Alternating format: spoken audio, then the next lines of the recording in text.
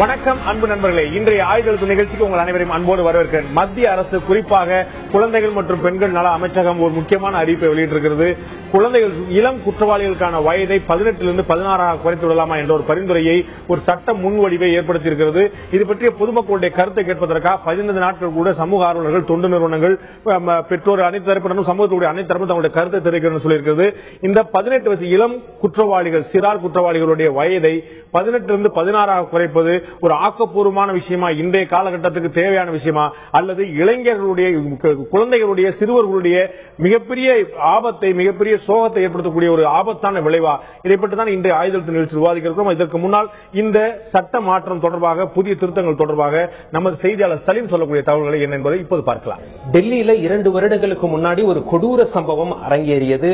உலகமே இந்தியாவை திரும்பி பார்த்தது, இந்தியாவே கொந்தளித்தது.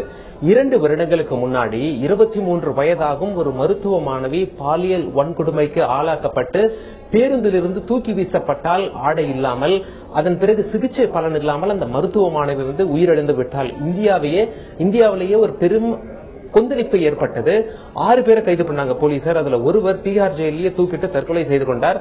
மீதமுள்ள 4 குற்றவாளிகளுக்கு நீதிமன்றம் தூக்கு தண்டனை வழங்க வேண்டும் என்று தீர்ப்பளித்தது. மீதமுள்ள ஒருவன் சிறுவன், அவனுடைய வயது 17 வயது 6 மாதங்கள், அதாவது 18 வயதுக்குள்ளானவன் அப்படிங்கறதால மற்றவங்களுக்கு எல்லாம் எந்த சட்டத்தின் கீழ் தண்டனை வழங்கப்பட்டதோ அந்த சட்டம் சிறுவனுக்கு செல்லுபடியாகவில்லை. சிறுவர்களுக்கு என்று ஜுவனைல் ஜஸ்டிஸ் ஆக்ட் என்று ஒன்று உள்ளது. அதன் அடிப்படையில் தான் தண்டனை வழங்கப்படும்.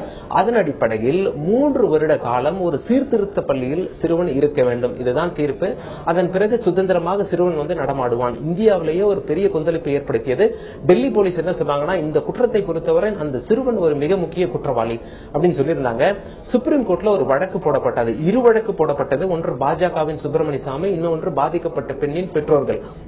அந்த வழக்கை சுப்ரீம் கோர்ட் தள்ளுபடி செஞ்சுட்டாங்க. என்ன சொல்லிட்டாங்க அப்படின்னா, 18 வயசுக்கு கீழே சிறுவர்களின் வயதை நாங்கள் குறைக்க முடியாது. சட்டம் இயற்றியவர்கள் அப்படி ஏற்றிருக்காங்க. இந்திய அரசியல் சாசனப்படி இது செல்லுபடியாகும், நாங்க ஒன்னும் பண்ண முடியாது அப்படின்னு சொல்லி அந்த வழக்கை தள்ளுபடி செய்து விட்டார்கள்.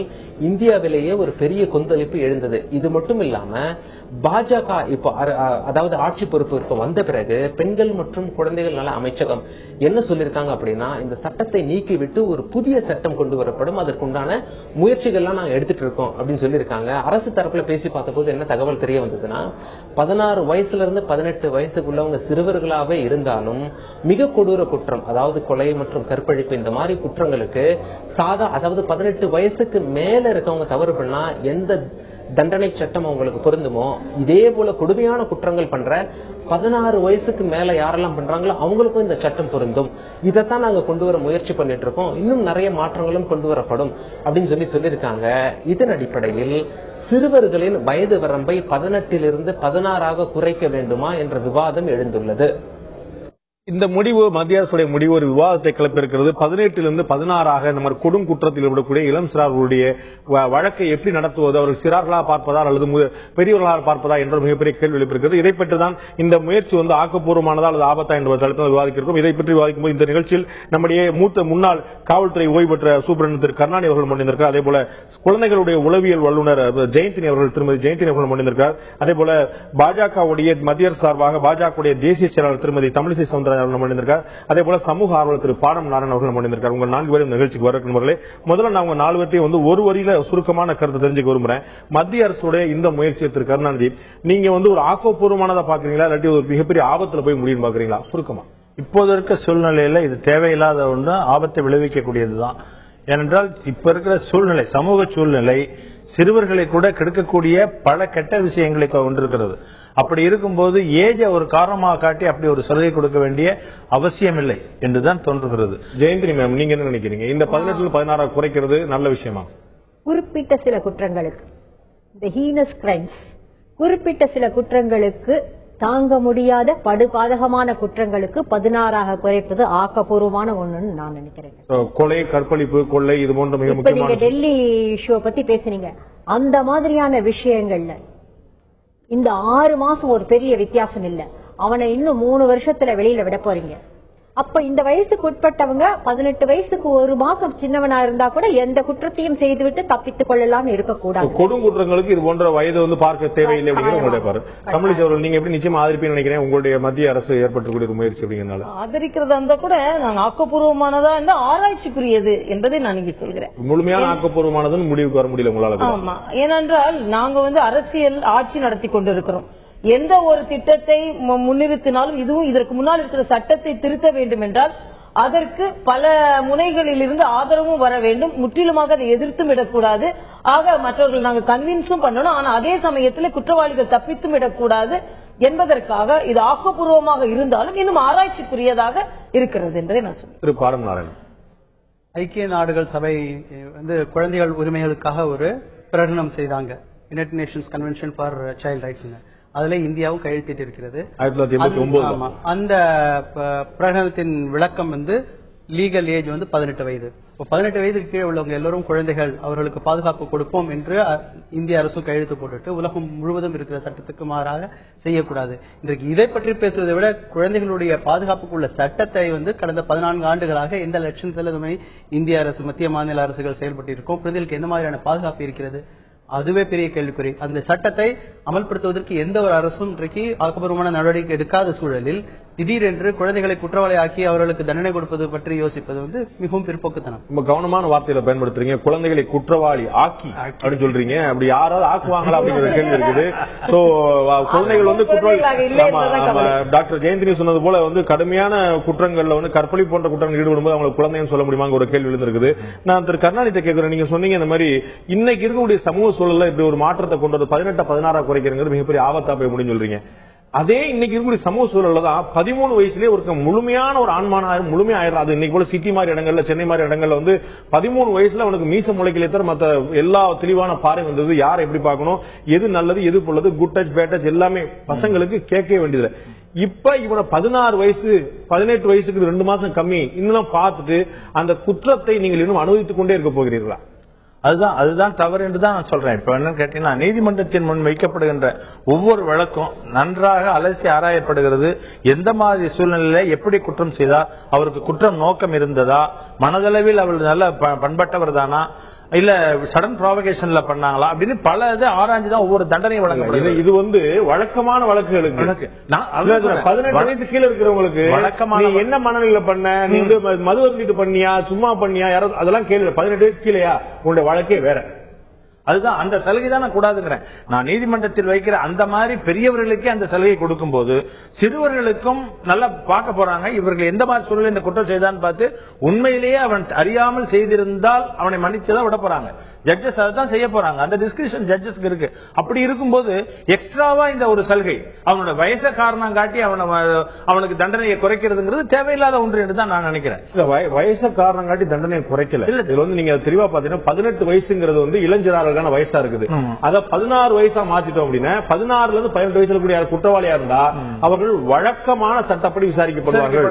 ஜுவெனல் ஜஸ்டிஸ் ஜேஜே ஆக்ட் வந்து பயன்படுத்தப்படாது அப்படிங்கிறதா மேட்டர். ஆமா, இது வந்து சலுகை அல்ல, இன்னும் சொல்ல போனா சலுகை பறிப்பு. திரு பாடம் நாராயணன் பார்வையில சலுகை அவருக்கு வந்து தண்டனை குறைச்சுதானே வழங்குறாங்க. அதாவது அந்த மாதிரி சிறார்களா இருக்கிறவர்களை கைது பண்ணா சலுகை பறிப்புல உரிமை பறிப்பு. உங்களுடைய வார்த்தை என்னுடைய வார்த்தை சலுகை பறிப்புல உரிமை பறிப்பு அப்படின்றீங்க. டாக்டர் கேட்க விரும்புறேன், உங்களுக்கு வந்து திரு பாடநாதனுக்கு சரியான பதில் நீங்க சொல்ல முடியும் நான் விரும்புறேன். அதாவது அவர் சொன்னார் இந்த மாதிரி குழந்தைகளுக்கு எதிரான குற்றங்கள் 1000 நடந்துகிட்டு இருக்கு, அதெல்லாம் நீ ஒழுங்குபடுத்துறதுக்கு கட்டுப்படுத்துறதுக்காக வழி பார்க்காம புதுசா அவனுக்கு குழந்தைகளை எப்படி நீ குற்றவாளி ஆக்குறது, அல்லது குழந்தைகள் தெரியாமல் செய்தது, வயசு கோளாறுகாரமா செய்தது, சின்ன வயசுல செய்ததை ஒரு குற்றவாளி கூண்டுல ஏற்றி அவனை வந்து மத்தவங்க மாதிரி தூக்கில பண்ணு சொல்லிட்டு இருக்க போறீங்களா? நீங்க பார்க்க வேண்டிய திசை வேறு, பார்க்க வேண்டிய பொருள் வேறு, இதுல கவனம் செலுத்த வேண்டியது என்றார். நீங்க மாற்றி சொல்றீங்க ஹீனியஸ் கிரைம்ஸ், கடுமையான குற்றங்கள், கொடுங்குற்றங்கள் இருந்தா அவனை சாமானியன் போலதான் பெரியவர்கள் போலதான் பார்க்கணும்னு சொல்றீங்க. ஆமாங்க, நம்ம வீட்டுல இங்க இருக்கிற எல்லாரும் பாத்துட்டு இருக்கிறவங்க, இங்க இருக்கிற எல்லாரும் அந்த நிர்பயா கேஸ் மாதிரி நம்ம வீட்டுல ஒரு பொண்ணுக்கு அந்த குற்றம் இழைக்கப்பட்டிருந்தால் அந்த பையனை பத்தி பலதும் விசாரிக்கிறீங்க. இருக்கிறதுலயே கொடுமையான குற்றவாளி அவன் தான். நான் எல்லாரையும் பத்தி பேசல, குழந்தைகளோட ரைட்ஸ பத்தி நான் பேசவே இல்லை. குழந்தைகளுக்கு ரைட்ஸ் கொடுக்கணும். நம்மளோட இதுபடி பீடியாட்ரிக் இதுலயோ குழந்தைகள் வளர்ச்சி பருவத்தையோ பார்க்கும்போது 18 வயசுக்கு மேலதான் பர்சனாலிட்டி ஃபார்ம் ஆகுதுன்னு சொல்றோம். அது வரைக்கும் சேஞ்சஸ் வரும்னு சொல்றோம். இதெல்லாம் சாதாரண மனிதர்களுக்கு, சராசரியானவர்களுக்கு, உங்களுக்கும் எனக்கும் சொல்லக்கூடிய ஒன்று. ஆனால் நினைத்து கூட பார்க்க முடியாத குற்றங்களை இழைப்பவர்களை இந்த ஒரு காரணம் காட்டி நாம் விடுவிக்கிறோம். எதனால? ஜட்ஜுக்கு அங்க பவர் இல்ல. அவர் இதுபடி 18 வயசுக்கு மேல யார் இருந்தாலும் அவர்களை அவர் தண்டிக்க முடியாது. நான் என்ன சொல்றேன்னா, இந்த 16ல இருந்து 18 வயசுக்குள்ள கொடுமையான குற்றங்கள் இழைப்பவர்களை இதுல இந்த ஜுவனைல் ஜஸ்டிஸ் ஆக்ட்ல கவர் பண்ணாமல் அந்த நீதிபதி அவர்களுக்கோ இல்ல அந்த பெஞ்சுக்கோ உரிமை தரப்பட வேண்டும். அவங்க டிசைட் பண்ணுவாங்க என்ன பண்ணணும். யாரும் எடுத்தேன் போட்டேன் பண்ணிட போறது அல்ல. அந்த திருத்தம் தான் இப்ப மத்திய அரசு கொண்டு வர நீங்க பரிந்துரைக்கக்கூடிய இந்த திருத்தம் தான் மத்திய அரசு கொண்டு 16 வயது 18 வயதுல இருக்கக்கூடியவங்க கொடுங்குற்றங்கள் புரிந்திருந்தால் அவர்களை இந்த வழக்கிலே விசாரிப்பதா அல்லது வழக்கமான நீதிமன்றம் விசாரிப்பதாங்கிறத அந்த நீதிமன்றம் உடனே முடிவெடுக்க நீதிபதியோ ஒரு ஃபுல் பெஞ்சோ டிசைட் பண்ண போறாங்க. ஏன்னா எல்லா வழக்குகளையும் மாறி இதை எடுத்துக்கொள்ள முடியாது. இந்த பையனை பாத்தீங்கன்னா மற்ற இளம் சிறார்களோட நீங்க கம்பேர் பண்ண முடியாது. நான் தமிழிசைட்ட கேட்க விரும்புறேன். இப்ப திரு பாரம்பரிய சொன்ன ஒரு விஷயத்துக்கு உங்கள்ட்ட நான் கேட்க விரும்புறேன் பதில். நீங்கள் கவனம் செலுத்த வேண்டிய விஷயம் வேற. இப்ப மேனகா காந்தி அமைச்சரா உட்கார்ந்த உடனே அவங்க வழக்கமான விலங்குகள் பிராணிகள் மேல செலுத்த முடியாங்கிறக்கா அந்த பக்கம் குழந்தைகள் பக்கம் திரும்பிட்டாங்க. நீங்க குழந்தைகளை குற்றவாளியாக்க முயற்சி பண்றீங்க. மாறா நீங்க என்ன செஞ்சிருக்கணும்? குழந்தைகளுக்கு எதிரான குற்றங்கள் இந்த நாட்டில் எவ்வளவு மோசமா போயிட்டு இருக்கு, அதை தடுக்க முயற்சி பண்ணுங்க. நீங்க கவனம் திசை திரும்புறீங்கிறது பாடம் குற்றச்சாட்டு. நிச்சயமாக, அதாவது குழந்தைகளுக்கு எதிரான குற்றங்கள் தடுக்கப்பட வேண்டியது என்பதில் மாற்று கருத்து இல்லை. ஆக இவர்கள் குழந்தைகள் அல்லாமல் மிக பெரியவர்களைப் போல கொடுமையான குற்றம் செய்பவர்களை தண்டிப்பது எப்படி குழந்தைகளுக்கான குற்றத்தை தடுப்பதாக இருக்க முடியும்? நான் என்ன சொல்றேன்னா, கவனம் எந்த பக்கம் ஒரு பக்கம் கவனம் வருகிறது என்பதற்காக இன்னொரு பக்கம் கவனம் இல்லை என்று சொல்லிவிட முடியாது. 2012 மட்டும் 38,000க்கு மேல கேஸ் குழந்தைகளுக்கு எதிராக பதிவாயிருக்கு. குழந்தைகள் அவங்க பாதிக்கப்பட்ட மேல உள்ள ஓராண்டு மட்டும் அதில் கவனம் செலுத்தும் நீங்கள் அதே நேரத்தில் பாலியல் குற்றங்களும் மிக அதிகமாக இருக்கிறது. இன்னொரு புள்ளி விவரத்தை சொல்றேன். 16 18 வயது வரை தான் இன்று 64% ஜுவனைல் குற்றத்தில நீங்க சதவீதம் பார்த்தீர்கள் என்றால் 64% குற்றங்கள் இந்த 16 18 வயது வரை நடைபெற்றது. அந்த காலத்துல அப்படி இல்ல. நீங்க 1 வயசுல இருந்து 18 வயசு வரைக்கும் நீங்க பாத்தீங்கன்னா பரவலாக குற்றம் இருந்தது. ஆனா இப்போ நீங்க பார்க்கிறீர்கள் விலாவாரியான புள்ளி வரை இல்ல. இன்னைக்கு விலாவாரியாக இல்லைன்றா கூட நம்ம பாக்குறோம் இல்லையா, தினம் தினம் நாம ஃபேஸ் பண்றோம்ல. அது மட்டும் இல்ல, இப்ப இன்னைக்கு ஒரு வழக்கு பாத்தீங்கன்னா மும்பைல ஒரு பெண் வக்கீல் என்னென்றால் ஒரு வாட்ச்மேனை நீ முறைக்காதுன்னு சொல்லியிருக்காங்க, உடனே அவன் வீட்டுல கொலை பண்ணிருக்கான். இங்க நம்மள ஐடி டிபார்ட்மெண்ட்ல வேலை செஞ்ச ஒரு பெண் கிண்டல் செய்யாதுன்னு சொன்னா பின்னால் கொல்லப்பட்ட எல்லாமே சின்ன வயசுக்காரங்க தான். ஆக நீங்கள் இதை எப்படி நீங்கள் பொறுத்துக் கொள்வீர்கள்? நீங்க குழந்தைகளுக்கு எதிரான குற்றம் என்று வரும்போது குழந்தைகள் பாதிக்கப்படுகிறார்கள். பாலியல் குற்றம் என்று வரும்போது ஒரு பெண் சமூகமே பாதிக்கப்படுகிறது. ஆக நீங்கள் குழந்தைகளாக இருந்தாலும் ஒரு பெண் சமூகத்தை, வயதானவர்களை கூட நீங்கள் சீரழித்து நீங்கள் கொள்வீர்கள். ஆனால் உங்களை குழந்தைகளாக நான் பாதிக்க வேண்டும் என்று சொன்னால் எப்படி? நான் தயவு செய்து சகோதரத்தை கேட்கிறேன், இதுல உரிமைக்கும் குற்றத்திற்கும் சம்பந்தம் இல்லை. எல்லா குழந்தைகளும் பிடிச்சி நாங்க குற்றவாளியா சொல்லல. நீங்க குற்றம் இந்த வழக்கு இந்த திட்டம் வந்துவிட்டது, இந்த கரெக்ஷன் வந்துவிட்டது என்பதற்காகவே 16 வயசுக்கு மேல உள்ளவங்க எல்லாம் பிடிச்சி உள்ள போடல. ஆனால் 16 வயதாக இருந்தாலும் நீ மிக கடுமையாக குற்றம் செய்தால், நீ பெரியவர்கள் மாதிரி பெரியவ மாதிரி நடக்கும் பொழுது, கொடூரனாக நடக்கும் பொழுது கொடூர தண்டனை இருக்கணும் இல்லையா? நான் கொடூரனா நடப்பேன், ஆனா நீ குழந்தையாக என்னை பாதிக்க வேண்டும் என்று சொன்னால் எப்படி சட்டம்? அதுதான் நாங்க கேட்கிறோம்.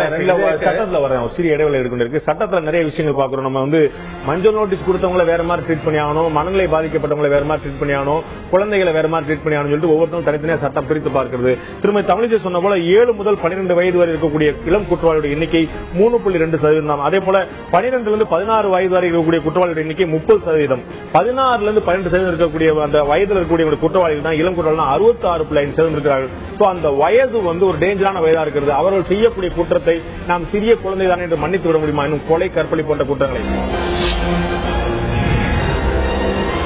இளம் குற்றவாளிகளுடைய வயது குறைப்பு ஆக்கப்பூர்வமானதா அல்லது ஆபத்தா என்ற தலைப்பில் இன்றைய ஆயுத நிகழ்ச்சி நான் பார்த்துக் கொண்டிருக்கிறோம். நான் திரு பாரம்பரிய கேட்க விரும்புகிறேன். இடைவெளிக்கு முன்னாடி நானும் திருமதி தமிழிசை சொன்ன ஒரு விஷயம் தான், 16 இருந்து 18% இருக்கக்கூடிய இளம் குற்றவாளிகள் தான் 66.5% இருக்கிறாங்க. இளம் குற்றவாளிகள் மொத்தமா 100% பிரிச்சோம்னா அதுல 66% 16 to 18. இப்ப இவங்க குற்றம் செய்யறத ஒரு சாதகமான ஒரு விஷயமா, இந்த மாதிரி ஒரு வாய்ப்பு இருக்கு நமக்கு வயசை கட்டி தப்பிச்சுக்கலாங்கிற அளவுக்கு போயிட்ட மாதிரி தானே பார்க்க முடியும். நம்ம என்ன 7 இருந்து 12 12 இருந்து 17 இவ்வளவு ரொம்ப சிங்கிள் டிஜிட்ல இருக்காங்க. இவங்க தான் 66%. அப்புறம் இந்த வயதை நம்ம குழந்தைகள், சிறார்கள் எப்படி சொல்ல முடியும்?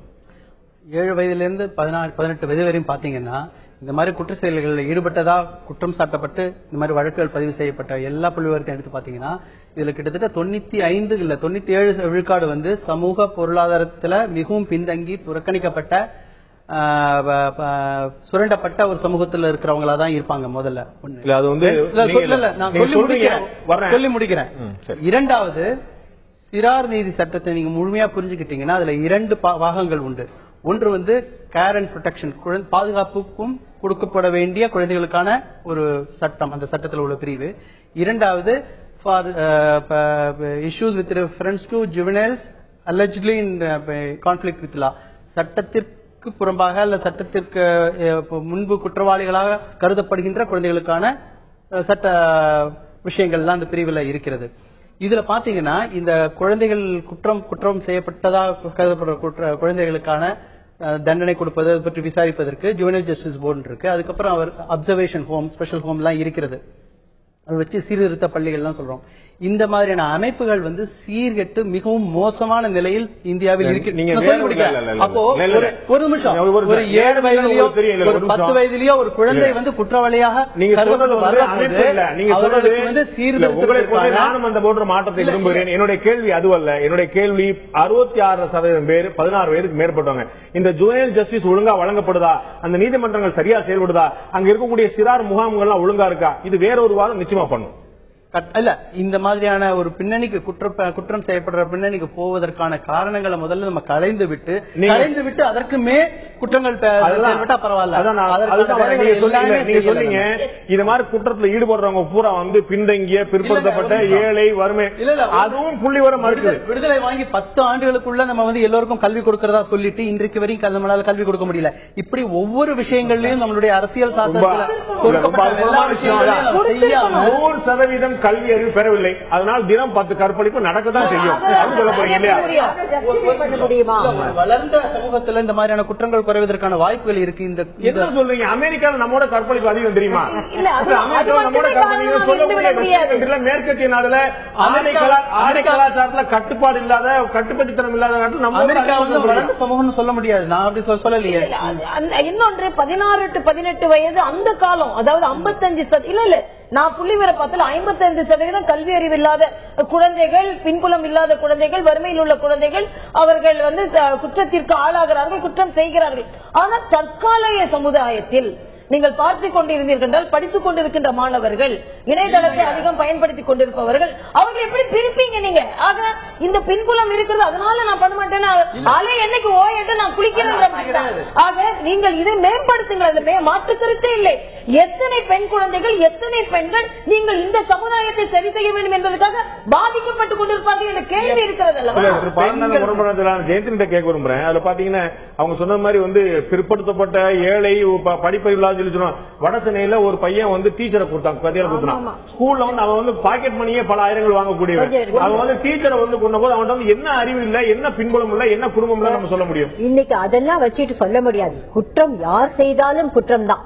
காரணங்களை நம்ம இப்ப ஆராயல. இந்த சட்டம் திருத்தப்பட வேண்டுமாங்கிறதுதான். ஒரு பக்கம் அவர் சொல்ற மாதிரி குற்றங்கள் நடக்காமல் இருப்பதற்கு என்னென்ன செய்யலாம்ங்கிறது வேற ஒரு விஷயம்.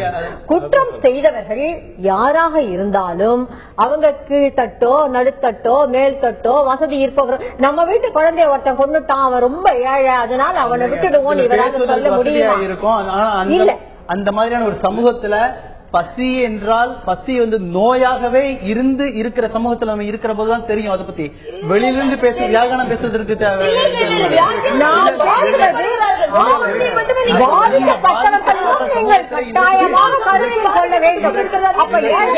யாரை வேணாலும் கொள்ளலாம், யாரை வேணாலும் கற்பழிக்கலாம், என்ன வேண்டுமானாலும் பண்ணலாம்.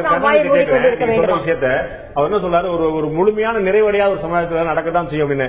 அப்ப ஏழைகள் அதிகமா இருக்கிறாங்க. உங்க வீட்டுல 2 டிவி இருக்கு, என் வீட்டுல டிவியே இல்ல. நீ வந்து அதிகார வர்க்கம், நீ வந்து பூர்ஸ்வா கும்பல், உங்ககிட்ட டிவி பிடிச்சா சரியா இருக்குமா? நான் சொல்ல வர்றேன் என்னன்னு கேட்டீங்கன்னா, வறுமையை ஒழிப்பதற்கு எல்லாரும் முயற்சி பண்ணிட்டு இருக்கோம், அரசு முயற்சி பண்ணிட்டு இருக்கு, எல்லாம் பண்ணிட்டு இருக்கோம். ஆனா திருட்டு நடந்துட்டு இருக்கு. நீங்க வறுமையை ஒழிச்சதுக்கு அப்புறம் கேளுங்க, இப்ப திருடுறவங்க எல்லாம் நீங்க விட்டுடுங்க அப்படின்னு சொல்ல முடியுமா? நம்ம அது வேறு, இது வேறு. இது வந்து திசை திருப்பதா தான் அமையும். வறுமை இருக்கிறதுக்காக இன்னும் சொல்ல போனா வறுமை வறுமையில் இருக்கிறவங்களை விட இப்ப இருக்கிற சூழ்நிலையில பாத்தீங்கன்னா வறுமையில் இருப்பவர்களை விட நல்ல வசதியாக இருப்பவர்கள் எல்லாம் தவறு அதிகமாக செய்து கொண்டிருக்கிறார்கள். இன்னொரு முக்கியமான விஷயம் பார்க்கணுமே, 16 இருந்து 18 வயசு இருக்கக்கூடியவங்க நிறைய பேர் வந்து கேங்ஸ்டர்ஸ் எல்லாம் அவங்களை பயன்படுத்திக்கிறாங்கன்னு சொல்லி சொல்றாங்க. என்னன்னா, நான் ஒரு அடல்ட், நான் ஒரு பெரியவன், நான் போய் குற்றம் செஞ்சா மாட்டிக்குவேன் அப்படின்னு ஒரு சின்ன பையனை பயன்படுத்துறாங்க. அப்ப அவன் வந்து கருவியா செயல்பட்டு இருக்கான்னு சொல்ல முடியுமா? அவனுக்கும் இதே தண்டனை கொடுக்க சொல்ல முடியுமா? அதுதான் நான் சொன்னேன். நீதிபதிகள் வந்து அந்த சர்க்கம்ஸ்டன்ஸ், இப்போ பேக் லிப்டிங் ஒரு கைண்ட் ஆஃப் அஃபென்ஸ் இருக்கு. சின்ன பையங்களை என்ன பண்ணுவாங்க, கொண்டு வந்து பழக்கி அவர்களுக்கு உட்கார வச்சிருவாங்க. பெண்கள் குளிக்கிற இடங்கள்ல உட்கார வச்சிருவாங்க. ஏன்னா பெரியவங்க உட்கார முடியாது. உட்கார்ந்துட்டு இருப்பாங்க. தூரத்துல இருந்து அந்த பெரியவங்க ஆபரேட் பண்ணுவான், சிக்னல் காட்டுவான், அந்த பேக் எடுத்துருவான். பேக் எடுத்துட்டு வந்தோடனே இன்னொரு பெரிய வருமா, அப்படியே 4-5 பேர் வாங்க முடியும். பிடிப்பட்டா கூட இந்த சின்ன பையன் தான் பிடிவான். அவன் சொல்லவே மாட்டான், என்ன தடுத்தாலும் சொல்ல மாட்டான். இந்த மாதிரி ஒரு கைண்ட் ஆஃப் அஃபென்ஸ் நடந்துட்டு இருக்கு. இப்ப என்ன பண்ணுங்க, அதே மாதிரி மருந்து, இந்த போதைப் பொருள் விற்கிறது, சாராயம் விற்கிறது, இதுக்கெல்லாம் சிறுவர்களை பயன்படுத்துறாங்க. மிடில் ஏஜ் இருப்பாங்கள, அவர்களை வந்து நம்ம பிடிச்சிட்டு வந்தோம்னாக்க எந்த வித தடையும் நமக்கு கிடைக்காது. அப்புறம் பெரியவர்களை போய் அவர்களுடைய கன்ஃபெஷன்ல அவங்களை பிடிச்சாதான் இருக்கும். அதனால இந்த மாதிரி சலுகைகள் கொடுக்கறத வந்து நம்ம அந்த சூழ்நிலையை வந்து குற்றத்தை தடுக்கணுங்கிற நோக்கத்தோட நம்ம செயல்படும் போது பாருங்க, அதாவது ஒரு இயல்புல ஏன் வந்து ஜெயந்தினியும் தமிழிசையும் இவ்வளவு கோபப்படுறாங்கன்னு ஒரு இயல்பான பாயிண்ட் பார்க்கணும். 16 இருந்து 18 வயசு வரைக்கூடிய சிறார்கள் வந்து என்ன மாதிரியான குற்றம் செய்யறாங்கன்னு பார்க்கும்போது 34% பேர் கற்பழிப்பு தான் பண்ணிருக்கான். பாலியல் வன்புணர்ச்சி. நீங்க கற்பழிப்பு தான் சண்டைக்கு வரீங்க 3 பேர் சேர்ந்து. அதனால பாலியல் வன்புணர்ச்சியில தான் 34% பேர் ஈடுபட்டிருக்காங்க. அப்ப அதை வந்து சார் சொன்ன மாதிரி யாரும் மிஸ்கைட் பண்ணி ஒரு சின்ன பையன் போய் அந்த பேக் தூக்குவாங்க செய்யல. அவன் என்ன குற்றம் செய்யறாங்கிறத தெரிஞ்சு அந்த குற்றம் செய்யணும் விரும்பி முழு கான்சியஸோட தெளிவா செஞ்சிருக்கான். 34% இளம் சிறார்களுடைய 16 முதல் 18 வயசு குற்றம் வந்து என்னன்னா பாலியல் வன்புணர்ச்சி.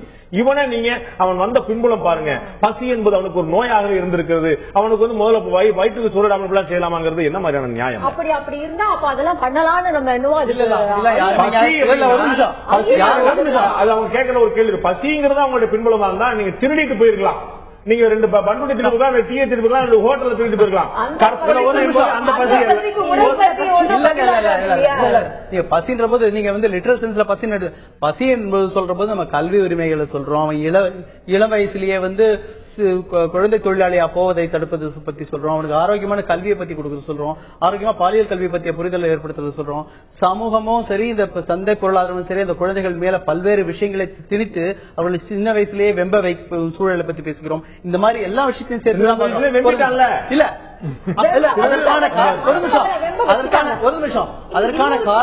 அதற்கான காரணிகளை நீங்க வந்து தடுப்பதற்கு பதில மூட்டைப்பூச்சிக்கு பயந்து வீட்டையே கொடுத்துற மாதிரி அந்த குழந்தைகளை வந்து பண்றது. பல இளம் குற்றவாளிகள் வந்து இந்த சட்டத்துக்குள்ள வர்ற போதே அவர்களை மீண்டும் பெரிய குற்றவாளியா மாற்றும் சூழல் தான் இல்ல.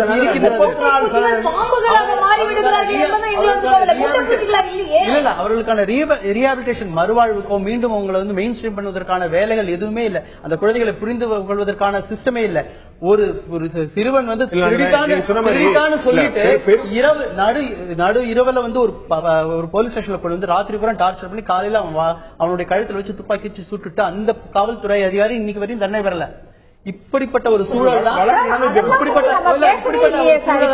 நீங்க வந்து தெரிஞ்சிட்டு இருக்கீங்க. ஒரு எக்ஸப்ஷனை போய் நாம் ஆக்குறீங்க. ஆனா இன்னைக்கு நாம் மட்டுமே எடுத்துக்கோங்க. 6 மாசத்திற்குள்ள அவன் வந்து தூக்கு தண்டனைக்கு கூட உரியவன். ஆனால் 6 மாசத்திற்குள்ள அவன் தப்பிக்கிறான். அந்த பெண் எவ்வளவுக்குள்ள கொடுமைக்குள்ளாக இதை என்ன செய்ய போறீங்க? அந்த பையன் வந்து சின்ன வயசுலயே மெக்கானிக்கா வந்து அங்க கிளீனரா இருந்து அந்த உங்களோட அந்த சூழல அந்த மாதிரியான ஒரு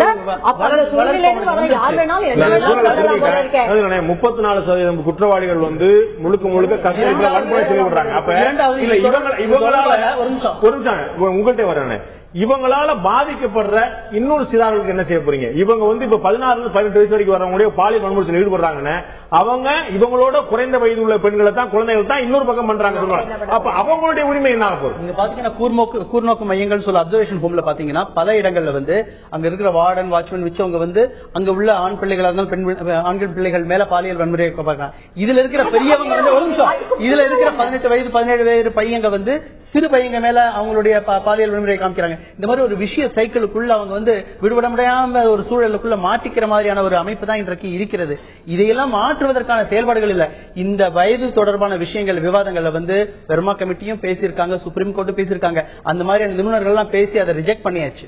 அதனால அவங்க எல்லாம் அவங்களுடைய முழு மனதோடு இந்த விஷயத்தை தீவிரமா ஆலோசித்து அந்த மாதிரியான விஷயங்களே பேசல. திருப்பி திருப்பி அவங்க பேசினதே இன்றைய ஆளுகையிலிருந்து ஆரம்பிச்சு சமூகத்திலிருந்து பல்வேறு மாற்றங்களை கொண்டு வருவதை பத்தி தான் பேசுவாங்க. இதையெல்லாம் செய்யாமல் திடீரென்று இளம் சிறார்களை குற்றவாளியாக்கி அவர்களுக்கு தண்டனை கொடுத்து தருவன்ற மாதிரியான ஒரு சூழலை கொண்டு வருவதனால தீர்வுகள் வரப்போவதில்லை. தீர்வுகள் வருது, அதாவது தீர்வுகள் பல பேர் தீர்த்து கட்டப்பட்டுக் கொண்டிருக்கிறார்கள் என்பது மட்டும் இல்ல, இவங்க சொல்ற மாதிரி இன்னும் நம்ம மெதுவா கொண்டு போயிட்டு இருந்தோம் வச்சுக்கோங்க, இந்த பாலியல் குற்றங்கள் மிக அதிகம். நான் மறுபடியும் சொல்றேன், குழந்தைகளுக்கான சிறார்களுக்கான குற்றங்கள், அவர்களுக்கான துன்பங்கள், அவர்களுக்கான சமூக கேடுகள் மாற்றப்பட வேண்டும் என்பதில் மேம்படுத்தப்பட வேண்டும் என்பதில் எந்தவித சந்தேகமும் இல்லை. ஆனா இதை ஒரு காரணமாக வச்சு சாக்கு போக்கா வைத்திடக்கூடாது என்பதில் நாங்க ரொம்ப சீரியஸா இருக்கிறோம். இல்ல, அதனால நான் மறுபடியும் சொல்றேன், உடனேயே வர்மா கமிட்டியா இருக்கட்டும், எல்லா கமிட்டியா இருக்கட்டும், இன்னைக்கு பெண்கள் பாதிக்கப்பட்டுக் கொண்டிருக்கிறார்கள், தொடர்ந்து பாதிக்கப்பட்டுக் கொண்டிருக்கிறார்கள்.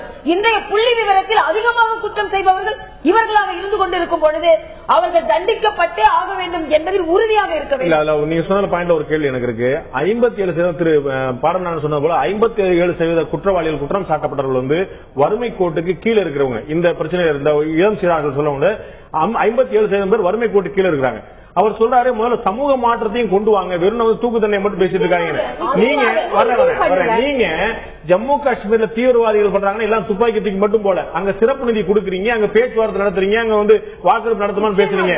வடகிழக்கு மாகாணங்கள்ல பிரச்சனைகள் அந்த பிரச்சனை வந்தா அங்க நீங்க ஆள் அனுப்புறீங்க, பேச்சுவார்த்தை நடத்துறீங்க, அதுக்கு ஒரு தனி மந்திரி கொடுக்குறீங்க. அப்ப அங்கெல்லாம் சமூக பிரச்சனையா பார்க்கணும், இதை மட்டும் சமூக பிரச்சனை பார்க்க மாட்டீங்க. அதான் நீங்க வெறும் துப்பாக்கி ஏந்தி தீவிரவாதத்தை ஒழித்துடும்னா நீங்க நம்புறீங்க.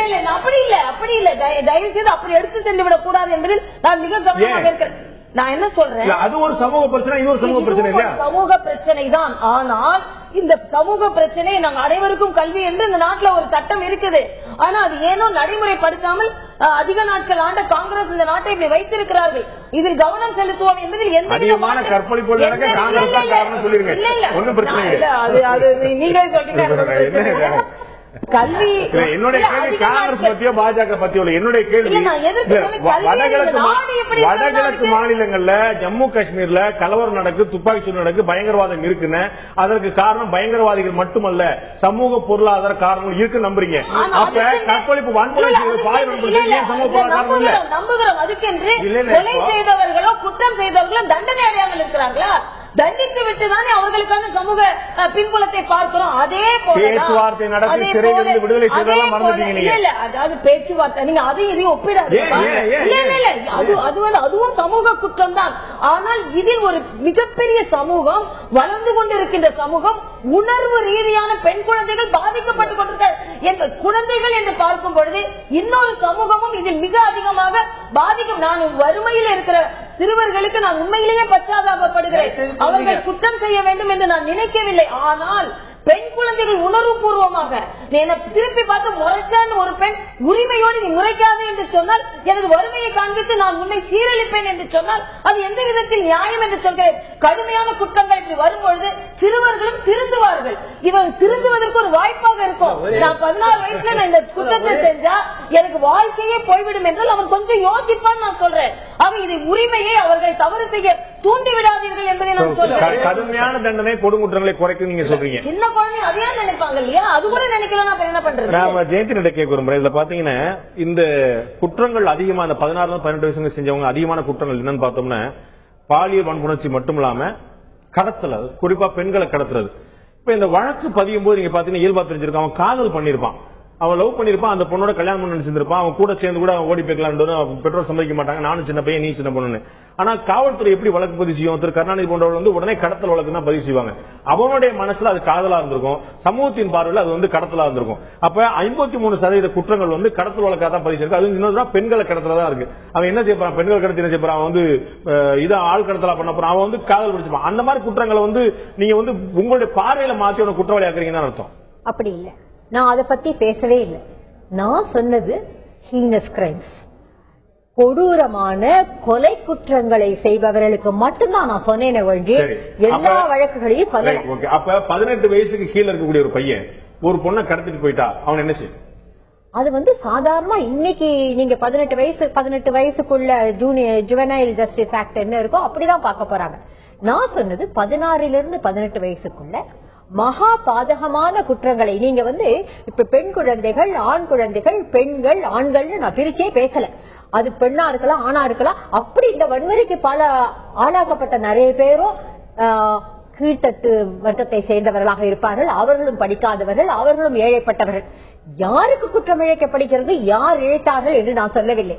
அது எவ்வளவு சீரியஸான குற்றம் அதை பொறுத்து 16 to 18 வயதுக்குட்பட்டவர்களுக்கு நீதிமன்றம் டிசைட் பண்ணட்டும் தான் நான் சொன்னேன்.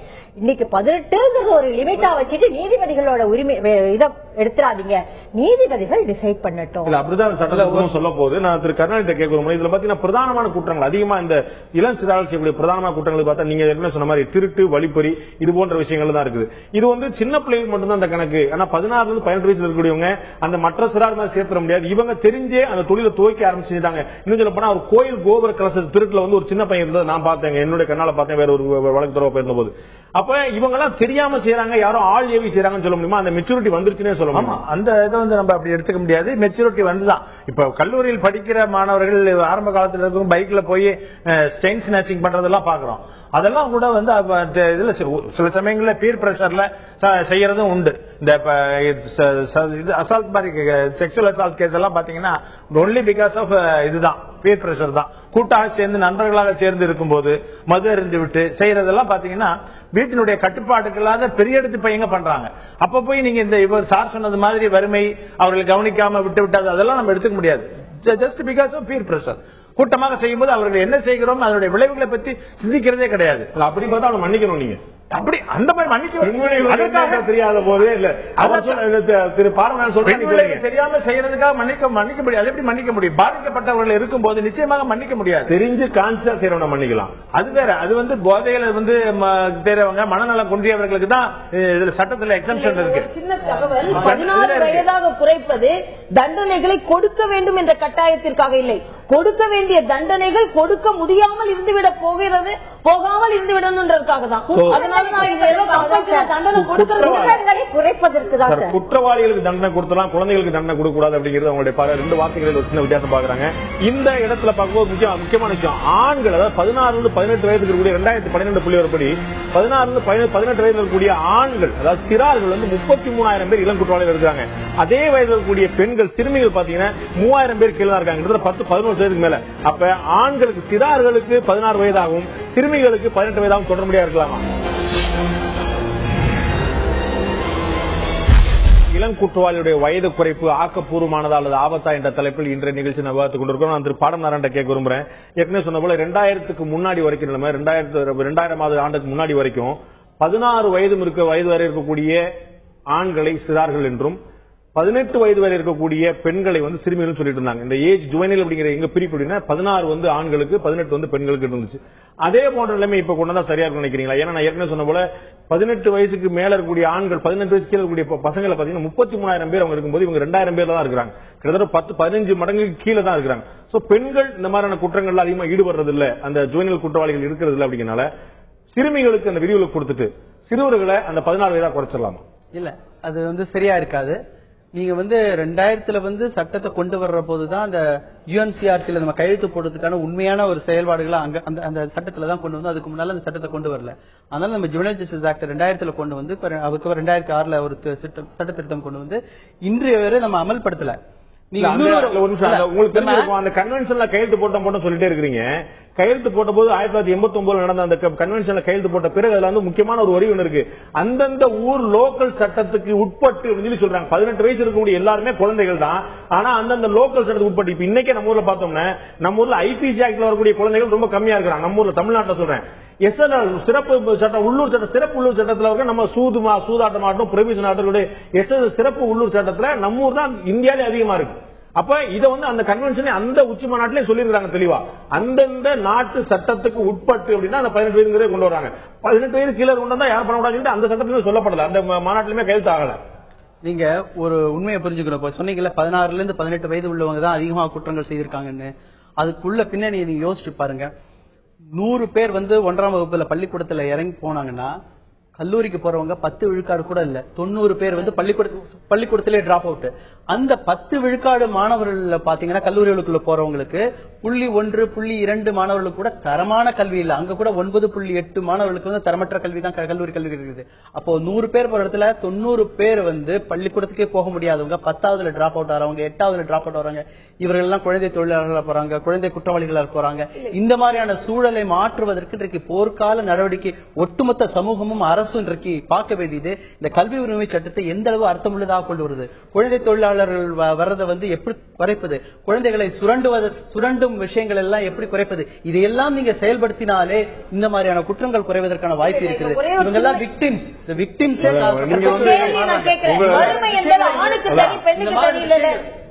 ஒரே ஒரு சின்ன கேள்வி கேட்கிறேன். வறுமைதான் காரணமாக இருந்தால் வறுமை ஆணுக்கு தனி பெண்ணுக்கு தனி இல்ல. ஆமா, அப்ப வறுமையில 3000 குழந்தைகள் பெண் குழந்தைகள் குற்றம் செய்கிறார்கள், 30,000 ஆண் குழந்தைகள் குற்றம் செய்கிறார்கள் என்றால் வறுமை பெண் குழந்களை தானே தாக்குகிறது. நான் எதுக்கு இதை சொல்றேன்னா, அவர்கள் குற்றம் செய்யாமலும் 3000 பேர் இருக்கிறாங்கல்ல. ஆக குற்றம் செய்வது வறுமை மட்டுமே காரணமாக இருந்தால் 30,000 பெண் குழந்தைகளும் அவளை குற்றம் செஞ்சிருக்கணும். ஆக 3000 குழந்தைகள் பெண் குழந்தைகள், 30,000 ஆண் குழந்தைகள் மனநிலையில், உடல் ரீதியில், வக்கர புத்தியில் இதில் நீங்கள் மாற்றத்தை கொண்டு வாருங்கள். ஒரே ஒரு விஷயத்தை மறந்து பேசுறாங்க. பாலியல் குற்றங்கள் பெண் குழந்தைகளுக்கு எதிராக மட்டும் இல்ல, நிறைய ஆண் குழந்தைகளுக்கு நிறைய நடக்கின்றாங்களா களத்துல இருக்கிறவங்க எங்களுக்கு தெரியும். நிறைய குற்றங்களாக பதிவு செய்யப்படுறாங்க. இந்த பாலியல் சுரண்டல் என்பது இன்றைக்கு பெண் குழந்தைகளுக்கும் ஆண் குழந்தைகளுக்கும் எல்லோருக்குமே நடந்து கொண்டிருக்கிறது.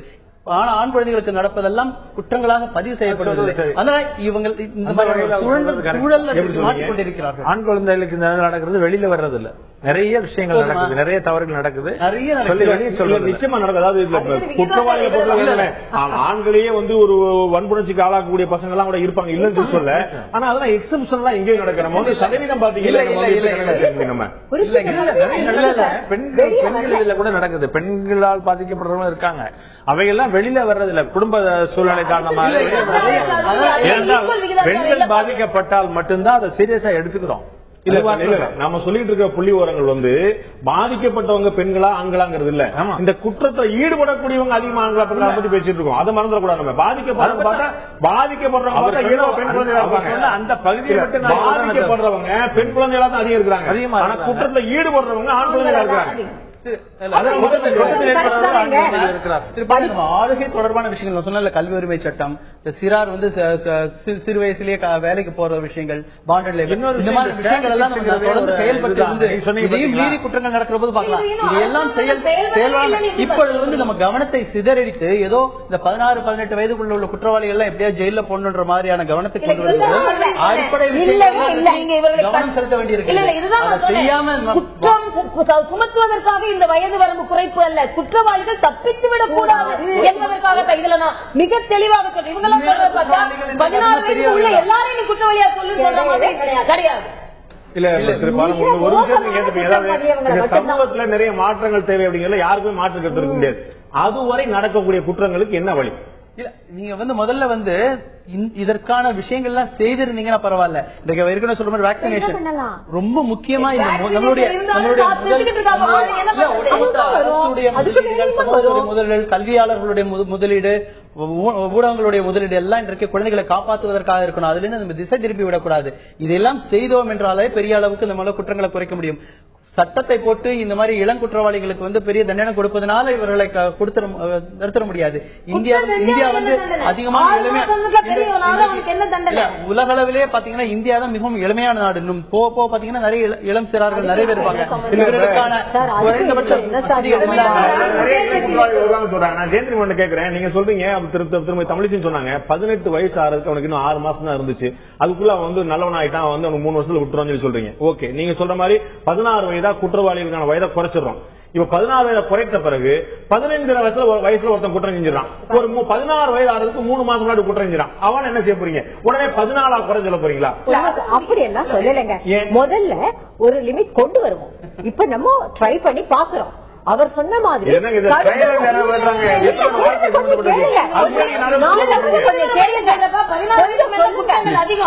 கொஞ்சம் சொல்றது கேளுங்க. அவர் சொன்ன மாதிரி ஒரு பக்கம் வேக்சினேஷன் நடக்குது, இன்னொரு பக்கம் இந்த 16 குறைக்கிறதுக்கே இவ்வளவு குதிக்கிறோம். நம்ம இன்னும் குறைச்சா என்ன நடக்கும்? நம்ம 16 வயசுல ஒரு தெளிவு ஏற்படுங்கிறதுனாலதான் அந்த 16 வச்சிருக்கோம். இல்ல 16 வயசுல தெளிவு ஏற்படுங்கிறத நீங்க எதை வச்சு சொல்றீங்க? புள்ளிவிவரத்தை சொல்லலாமா? நீங்க புள்ளிவிவரத்தை சொல்லலாம். 16 to 18 தான் அதிகமான குற்றங்கள் நடக்கும் வயதாக இருந்து கொண்டு மருத்துவ ரீதியாக சமூக ரீதியாக இன்னைக்கு 16 18 ஏன் பிரிச்சு இப்படி சொல்றோம்? எப்படி அதிகமான குற்றம் அதுல ஈடுபடுறாங்க சொல்றாங்கன்னா ஜுவனைல்ங்கிற ஆக்ட் நம்ம பிரிக்கிறதுனால வருது. இப்ப நாளைக்கு நான் ஏற்கனவே சொன்ன மாதிரி 16 வயசுன்னு குறைச்சிட்டோம்னா 14 இருந்து 16 இவ்வளவு குற்றம் ஈடுபடுவான். அப்ப நீங்க என்ன செய்வீங்க? என்னுடைய கேள்வி பாயிண்ட் நான் நல்லா புரிஞ்சுட்டேன். கொடும் குற்றங்கள் ஈடுபடக்கூடிய 16 to 18 வயசு பெரியவங்க மாதிரி தான் பார்க்கணும். அதான உங்க பாயிண்ட்? ஆமாங்க. 16 வயதுக்கு கீழே இருக்கு கொடுங்குற்றத்தை ஈடுபட்டா என்ன செய்யணும்? இதுதான் என்னுடைய கேள்வி. இது நான் சொல்வேன்னா சில கண்ட்ரீஸ்ல ஈவன் 13, 14 கூட இந்த மாதிரியான கொடுங்குற்றங்கள் ஏற்பட்டால் the judges should be given the power to decide. நீங்க குழந்தைகளுடைய உளவியல் வல்லுநர் நான் நினைக்கிறேன். ஆமாங்க. நீங்க ஒரு 15 வயது என்ன மெச்சூரிட்டி இருக்கும் அது அவங்களுக்கு தெரியும் இல்ல, அந்த ஜட்ஜுக்கு தெரியும் இல்ல 15 வயசோ 14 வயசோ என்ன மெச்சூரிட்டி இருக்கும். பேக்ரவுண்ட் எல்லாம் பார்க்காம பண்ணிடுவாங்களா சார்? அப்ப நீங்க சொல்றீங்க 16 வயதுக்கு கீழே இருக்கக்கூடியவன் 16 வயது கீழே இருக்கக்கூடியவன் பணக்கார அப்பா அம்மாவுக்கு பிறந்தா அவன் தூக்கில போட்டுருணும். ஏழை அப்பா அம்மா பிறந்தா விடுவிக்க மாட்டேனா? தப்பு யார் பண்ணினாலும் தவறுதான். ஏழை பணக்காரனே இல்ல இல்லங்க. நீங்க நல்லா புரிஞ்சுக்கணும். ஜுவைனல் ஒண்ணு ஏன் பிரிக்கிறோம்? அது மூலம் தெரிஞ்சுக்கிறீங்க. வயசு ஏன் பிரிக்கிறோம்? மென்டல் மெச்சூரிட்டி இருக்காது. அப்ப நீங்க 18 இருந்து 16 குறைச்சிருங்க. நீங்க மென்டல் மெச்சூரிட்டி 16 வயசு வரைக்கும் வந்துருச்சுன்னு சொல்றீங்க. நான் கேட்கறது 16க்கு 3 மாசம் கம்மி, 16க்கு 2 மாசம். இப்ப என்ன செய்யணும்? வைக்க வேண்டும் என்பதற்காக வைக்கிறோம். ஏதோ புத்துமை கணக்கு மைக்கல மாத்தி இப்ப இந்த நினைப்புக்கு நான் போனதுக்கு காரணமே அது டெல்லி சம்பவம். டெல்லி சம்பவத்துக்கு அப்புறம் தான் இது ரொம்ப ஓடிட்டு இருக்கு. பட் டெல்லி சம்பவம் ஒரு டர்னிங் பாயிண்டா இருந்தது. அது மாதிரி ஏதோ ஒரு சம்பவத்தை வைத்து நம்ம எடுக்கிறோம், ஒரு வரைமுறைக்கு வரணும். நாளைக்கு நடக்க கூடாது. மும்பையில் ஒரு சம்பவம் நடந்து அதுல 15 வயசு பையன் அதுல ஈடுபட்டு இருந்தாங்க. நீங்க என்ன சொல்லுங்க? மும்பை சம்பவத்துக்கு பிறகு நம்ம 14 ஒரு விஷயம் சொல்லணும். என்னன்னா இது ஒரு குற்றத்தை மட்டுமே வைக்கல, இதுல மென்டல் டெவலப்மெண்ட், பிசிக்கல் டெவலப்மெண்ட் எல்லாம் இருக்குது. 16 வயதுல உங்களுடைய பாயிண்ட் கேஸ் பை கேஸ் முடிவு எடுக்கணுமா? கேஸ் பை கேஸ் இல்ல, மேக்ஸிமம் கேஸ். ஒரு வரையறை வகுக்கணும். ஆமா, வரையறை இல்ல. இதுல வெறும் சட்டம் மட்டுமல்ல, சமூகம் மட்டுமல்ல, இதுல பாடி டெவலப்மெண்ட், மென்டல் டெவலப்மெண்ட் எல்லாம் இருக்கு. இது ஒரு பெரிய ஃபீல்ட். இது அதனால சொல்லிட்டு இருந்தாரு, நீங்க கேட்கவே இல்ல. என்ன கேட்கல? இல்ல நான் 16 to 18 16 குறைக்கிறது நியாயமானது இந்த காலகட்டத்தில். நீங்க சொன்னீங்க அந்த டெல்லி சம்பவத்தில் ஈடுபட்டவனுக்கு 17 வயசு, இன்னும் 6 மாசத்துல 18 வயசு கூட விகிதாச்சாரத்தை பாருங்கப்பா, விகிதாச்சாரத்தை பாருங்க. அதுதான் டெவலப்மெண்ட். நீங்களும் பேசுனீங்க சார். நான் கேட்கிறேன் 18 வயசுக்கு 6 மாசம் இருக்கும்போது அவனை விட்டுலாம் சொல்லி விடக்கூடாதுன்னு சொல்லி சொல்றீங்க. நியாயமான வாதம், நான் அது உடன்படுறேன். இப்ப 16 வயதா மாத்தின பிறகு 6 மாதம் குறைவா இருந்தா அவனை என்ன செய்வது?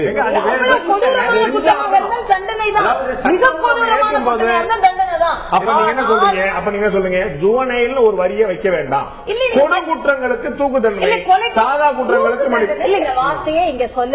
சிறை தண்டனை, ஆயுள் தண்டனை விட மாட்டோம் சார். நம்ம ஃபேக்ட பார்க்காம வேற எங்கேயும் பேசிட்டு நினைக்கிறேன். ஜுவனைல்ங்கிற ஒரு வார்த்தை தான் இந்த சட்டத்தை சாமானியர்களுக்கும் வழக்கமானவர்களுக்கும் குழந்தைகளுக்குமானது பிரிக்குது. இது ஏன் இந்த பிரிவு கொண்டு வருது? ஜுவனைல்ங்கிற வார்த்தைக்கு ஒரு அர்த்தம் கொண்டு வரான். 18 வயசு கீழே குற்றவாளியா குற்றம் என்ன அர்த்தம்? அப்ப நீங்க 16 குறைக்க சொல்லி சொல்றீங்க. 16 வயசு கீழே கொடுத்தா அப்பயும் தண்டிக்க வேண்டியதானா? உங்களுடைய பாயிண்ட் படி ஜுவனைல்ங்கிற ஒரு பிரிப்பே தேவையில்லை. குற்றம் செஞ்சிருந்தா அவன் குற்றவாளி. வயது ஒன்று குற்றம் ஒன்றுப்பா, வயது ஒன்று குற்றம் ஒன்று. வயது மட்டுமே கோடா இருக்கக்கூடாது. ஆனா அதற்காக மற்ற குற்றங்கள் இருக்குது. ஜுவனைல்ல நீங்க சொன்ன உடனே கொலை குற்றம் மட்டுமல்ல, நிறைய குற்றங்கள் இருக்குது. அவங்க அறியாமல் செய்யற குற்றம், குழந்தைகளாக செய்ய குற்றம். நமது பாயிண்ட் என்னன்னா குழந்தைகள் குற்றம் இல்லை, இது பெரியவர்களுக்கான குற்றம், கொடூரங்களுக்கான குற்றம். ஆனா நீங்க கேஸ் பை கேஸ் போடணும் சொல்றீங்களா? இல்ல, விகிதாச்சாரத்துல இல்ல, ஜுவனைல்ங்கிற வயது இல்ல அதிகமாக பாதிக்கப்படுவார்கள் என்பதை நீங்க சொல்ற மாதிரி குறைவா தான் இருப்பாங்க. 15 to 16 6 மாசம் இருந்தது. ஆனா இப்பொழுது 64% பாதிக்கப்படுகிறார்கள். ஓரமாய்ப்போம். நான் பாதிக்கப்படுறாங்க, நான் தான் அந்த புள்ளியோட சொன்னேன், நான் உடன் போடுறேன், மாற்று கருத்துல. என்னுடைய கேள்வி சதவீதம் பற்றியது அல்ல, என்னுடைய கேள்வி ரொம்ப தெளிவானது. இப்போ 16 வயசுங்கிறத நீக்கிடுவோம், 14 வயசு ஆக்கிடுவோம், 14 நீக்கிடுவோம். அப்ப நீங்கள் கேஸ் பை கேஸ் குற்றத்தின் அடிப்படையில் தண்டனை முடிவு எடுக்க போறீங்களா? இல்ல எடுக்கணும். அது இல்ல ஜுவனைல் என்பது ஒரு நம்ம மாதிரி பாதிக்கப்படுபவர்களுக்கு இருக்கிறது, வரையறை இருக்கிறது. ஆனாலும் அதற்கு கீழே உள்ளவர்கள் நீங்க சொன்ன மாதிரி குற்றம் அடைய வேண்டியது இருந்தாலும் ரொம்ப ரேரா தான் வருவாங்க. ஏன்னா அவர்களுக்கு இந்த பாலியல் குற்றம் என்று வரும்பொழுது 16 வயதிற்கு மேலதான் உடல் ரீதியாக மிக அதிகமான குற்றங்கள் வருகிறது. மிக அதிகமான குற்றங்கள் இருக்கிற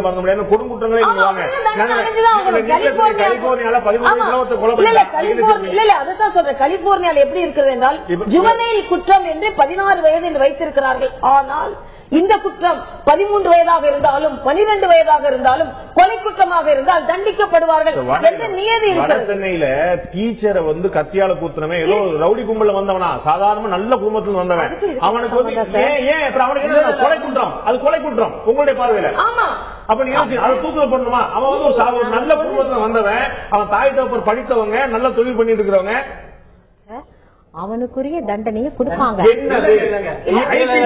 கொலை குற்றத்துக்கு தூக்கு தண்டனை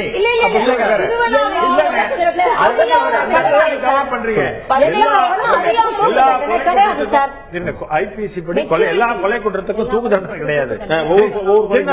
ஒவ்வொரு கொலைக்கு சார்ந்த அந்த கொலை சார்ந்த சம்பவத்தை பத்தி இருக்கு. சடன் ப்ரோவகேஷன்னா வேற, திட்டமிட்ட கொலை வேற, சந்தர்ப்ப மனநிலை மாறினால பண்றது வேற, இப்படி பல இது இருக்கு. இந்த சூழ்நிலைகள்லாம் இருக்கு, கூட்டாக சேர்ந்து பண்ணா இருக்கு. இப்ப கத்திய புத்தகத்துக்கு மறைச்சு வந்திருக்கான், கத்தி எடுத்து வந்திருக்கான், குத்தி இருக்கான், குத்துனா என்ன தெரியாம வந்திருக்கான், குழந்தைக்கு கத்தி, திட்டமிட்ட கொலை, திட்டமிட்ட மரண தண்டனை தான். அதாவது இல்ல இதனால 16 குறைக்கிறதுனால எவ்வளவு பெரிய விபரீதங்கள் ஏற்படுங்கிறது அவர் சொல்லிட்டே வராங்க. அதை புரிஞ்சுக்கணும்.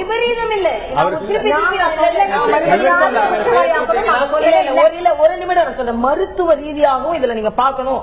16 வயது டு 18 வயது ஏறக்குறைய பெரியவர்களாகிவிட்டவர்களை நீங்கள் குழந்தைகளாக வைத்துக் கொண்டிருக்கிறீர்கள் என்பதுதான் இதுல பாயிண்டே.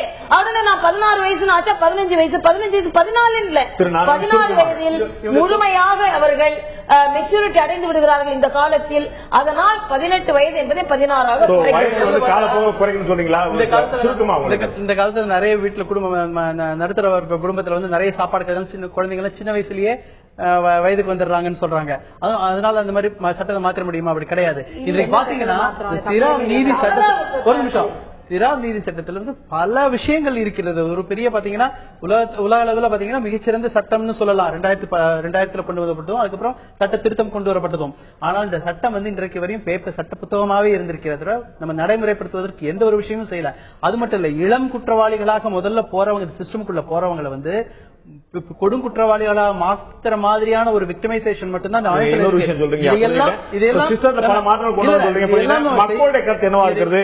இந்த பிரச்சனை எல்லாம் இந்த மாதிரி வயதை குறைப்பதும் சரியான விஷயமா இல்ல தவறா ஆபத்தா மக்கள் என்ன நினைக்கிறார்கள்? குறுஞ்செய்தி மூலமாக அவர்கள் அனுப்பிய தகவல் என்ன இப்போது பார்க்கலாம்.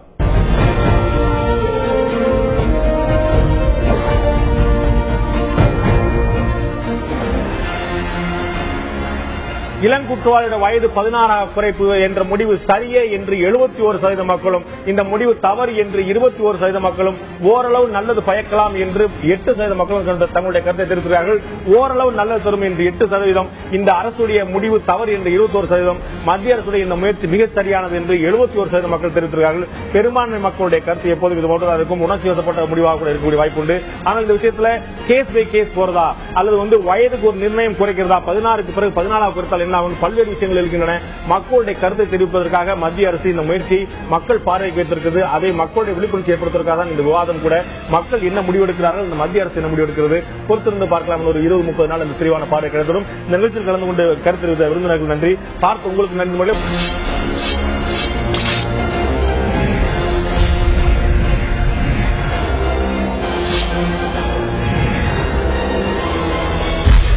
இப்போது மௌலிவாக்கத்தில் 19 பேர் உயிரிழந்திருக்கிறார்கள், 23 பேர் மீட்கப்பட்டிருக்கிறார்கள். இந்த கோரமான விபத்துக்கான காரணம் என்ன, காரணம் யார், இதை பற்றி தான் இன்றைய ஆயுதத்தில் நீட்சி விவாதிக்க இருக்கிறோம். அதற்கு முன்னால் இது பற்றிய ஒரு தொகுப்பை இப்போது நான் பார்க்கலாம்.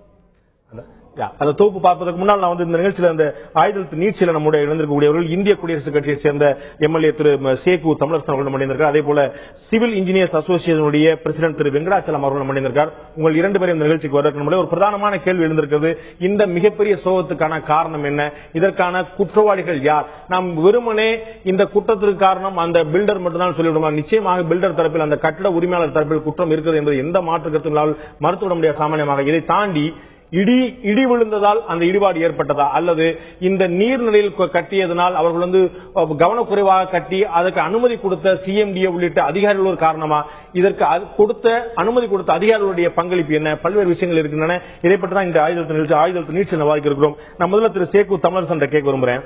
தமிழக அரசு தேசிய பேரிடர் மேலாண்மையோட இணைந்து ஒரு கடுமையான முயற்சி எடுத்திருக்கு. நான் பார்க்கிறோம் 3 நாட்களாக இரவு பகலாக பார்த்து அங்கு மீட்பு நடந்துட்டு இருக்கு. தமிழக முதலமைச்சரே இதற்கு முன்னால் எப்போதும் இல்லாத வகையில் அவரே நேரடியாக சென்று இந்த சம்பவ இடத்தை பார்வையிட்டு மீட்பு பணியை துரிதப்படுத்தினார். இது ஒரு பக்கம் மிகப்பெரிய ஆறுதலை தந்தாலும் இதற்கு முன்னால் நடந்த சம்பவம் அதற்கான காரணம் யார்? அதற்கான காரணம் என்ன? வெறுமனே அந்த கட்டட உரிமையாளர் கைது செய்வதோடு இந்த பிரச்சனைக்கான தீர்வு முடிந்து விடுமா? நீங்க எடுத்து சொன்னபடி நம்முடைய முதலமைச்சர் கொட்டும் மழையில கூட போய் சம்பவம் நடந்த இடத்துக்கு சென்று அங்க வந்து அந்த மீட்பு பணிகளை எவ்வளவு கனிவோடும் மனிதநேயத்தோடும் முடுக்கி விட்டிருக்கார் அப்படிங்கறத இன்னைக்கு நாடறியும். எவ்வளவு வேகமா அந்த செயல்பாட்டில் இறங்கியிருக்காங்க. இதுக்கு வந்து யார் காரணம் அப்படிங்கிறது ஒரு நல்ல கேள்விதான். என்னாலும் ஒரு ஆண்டுக்கு இந்தியா முழுதும் 2013 அந்த ஆண்டுல மட்டும் 3000க்கு கிட்டத்தட்ட 2600 பேர் இறந்திருக்காங்க இந்தியா முழுதும்.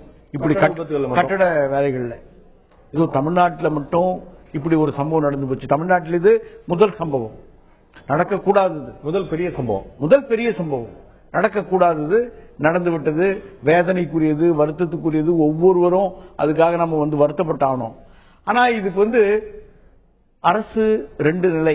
ஒரு நிலை அந்த பிளான் இருக்க, அந்த பிளான் அப்ரூவல் பண்றது, ஒப்புதல் வழங்குவது.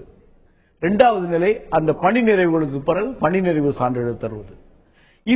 இந்த விபத்து என்பது எப்ப நடந்திருக்குன்னா வேலை நடந்துட்டு இருக்கிறப்ப நடக்குது. தொடக்க நிலை ஒன்று, இறுதி நிலை ஒன்று.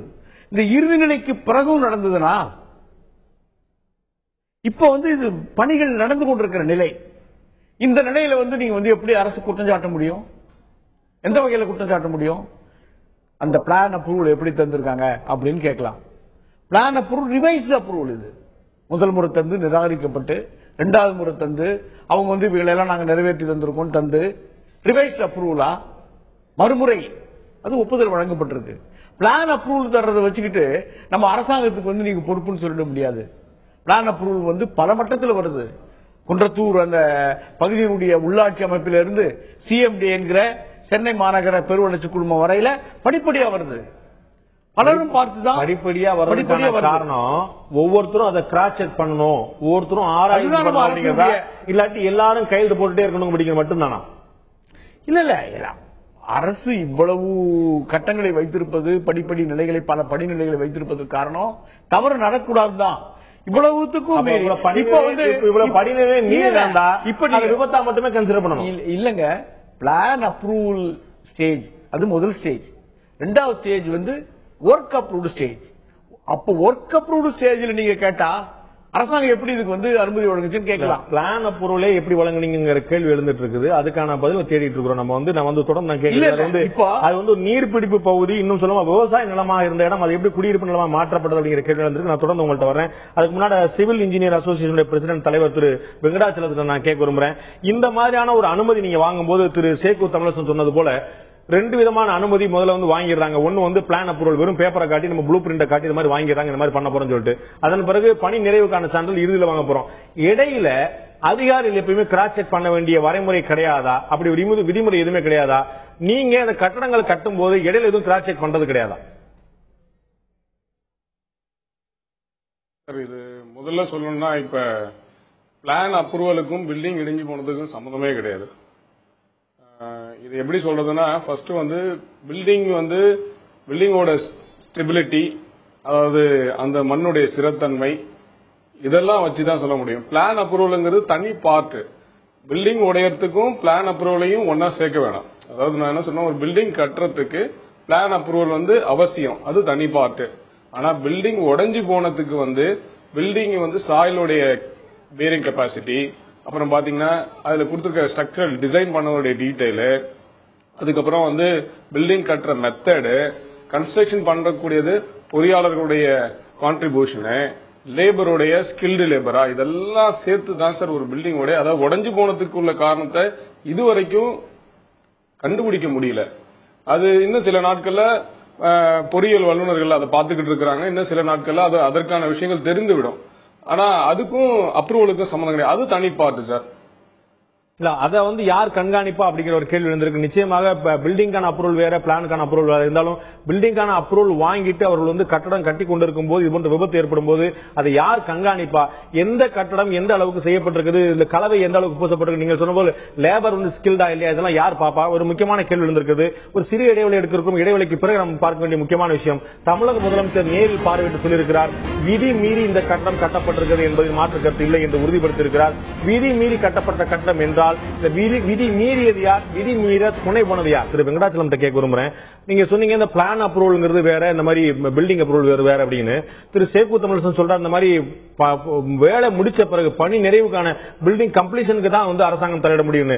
இந்த பணி நடந்து கொண்டே இருக்கும் போது அதுல ஏதாவது தவறுகள் இருந்தால் அதை யார் கண்காணிப்பது? கட்டி முடிக்கிற வரைக்கும் உங்களுடைய பொறுப்பு, கட்டி முடிச்ச பிறகுதான் அரசாங்கம் வருமா?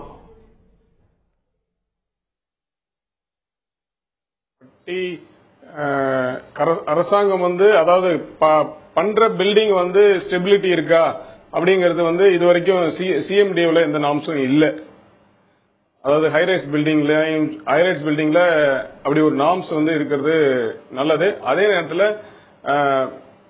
90% பில்டர் என்ன பண்ணுவாங்கன்னா அதாவது ஹைரைஸ் பண்றவங்க ஃபுல்லாவே எல்லாத்துக்கும், அதாவது கட்டடம் கட்டப்பட்டால் அந்த கட்டடம் உறுதித்தன்மையோடு கட்டப்படுகிறதா, விதிகளின் அடிப்படையில் கட்டப்படுகிறதா, அந்த கொடுத்திருந்த பிளான் படிதான் கட்டப்படுகிறதா, அரசு சிஎம்டி உள்ளிட்ட அமைப்புகள் கொடுத்திருந்த அனுமதியின்படிதான் கட்டப்படுகிறதா அப்படிங்கறத பணி நடக்கும் போதே செக் பண்றதுக்கு இப்ப வரைக்கும் எந்த விதியும் இல்லைன்னு சொல்றீங்களா? ஆமா சார், அதாவது அரசாங்கத்திலிருந்து விதிகள் இல்லை. ஆனா ஒரு பில்டருமே இதை செக் பண்றாங்க சார். ஹைரைஸ் பில்டிங் பண்ற ஒரு பில்டருமே சாயில் டெஸ்ட்ல இருந்து கான்கிரீட் கியூப் டெஸ்ட்ல இருந்து எல்லாத்தையுமே டெஸ்ட் பண்ணி எல்லாத்துக்கும் டெஸ்ட் ரிப்போர்ட் வச்சிருக்காங்க. எல்லாருமே 100% இது நடக்குது சார். எல்லா இடத்துலயும் ஹைரைஸ் ஃபுல்லா கரெக்டா பண்றாங்க. கரெக்டா பண்ணி தான் இந்த மாதிரி சில தவறுகள் மீறி நடக்கிறது.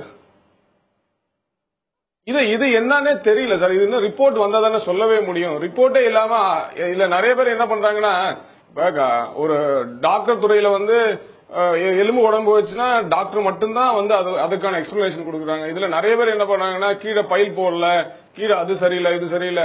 ஆனா அதோட ரிப்போர்ட் அந்த டிராயிங் ரிப்போர்ட்டை வாங்கி பார்த்துட்டு டெஸ்ட் ரிப்போர்ட் பண்ணி அதற்கான அறிஞர்கள் பொறியியல் வல்லுநர்கள் பார்த்தாதான் அது சரியான என்ன பிரச்சனைங்கிறதே சொல்ல முடியும். அது இது வரைக்கும் எடுத்துக்கிட்டு இருக்காங்க. அந்த பில்டிங்லாம் அந்த உடைச்சதெல்லாம் சரி பண்ணிட்டு அதுக்கப்புறமா தான் சார் அதை சொல்ல முடியும். இப்ப ரெண்டு அடுக்குமாடி குடியிருப்புகள் அடுத்தடுத்து கட்டப்படுது. அதுல ஒண்ணு நிலையா இருக்கு, இன்னொன்னு தரைமட்டமா சாஞ்சிருக்குது.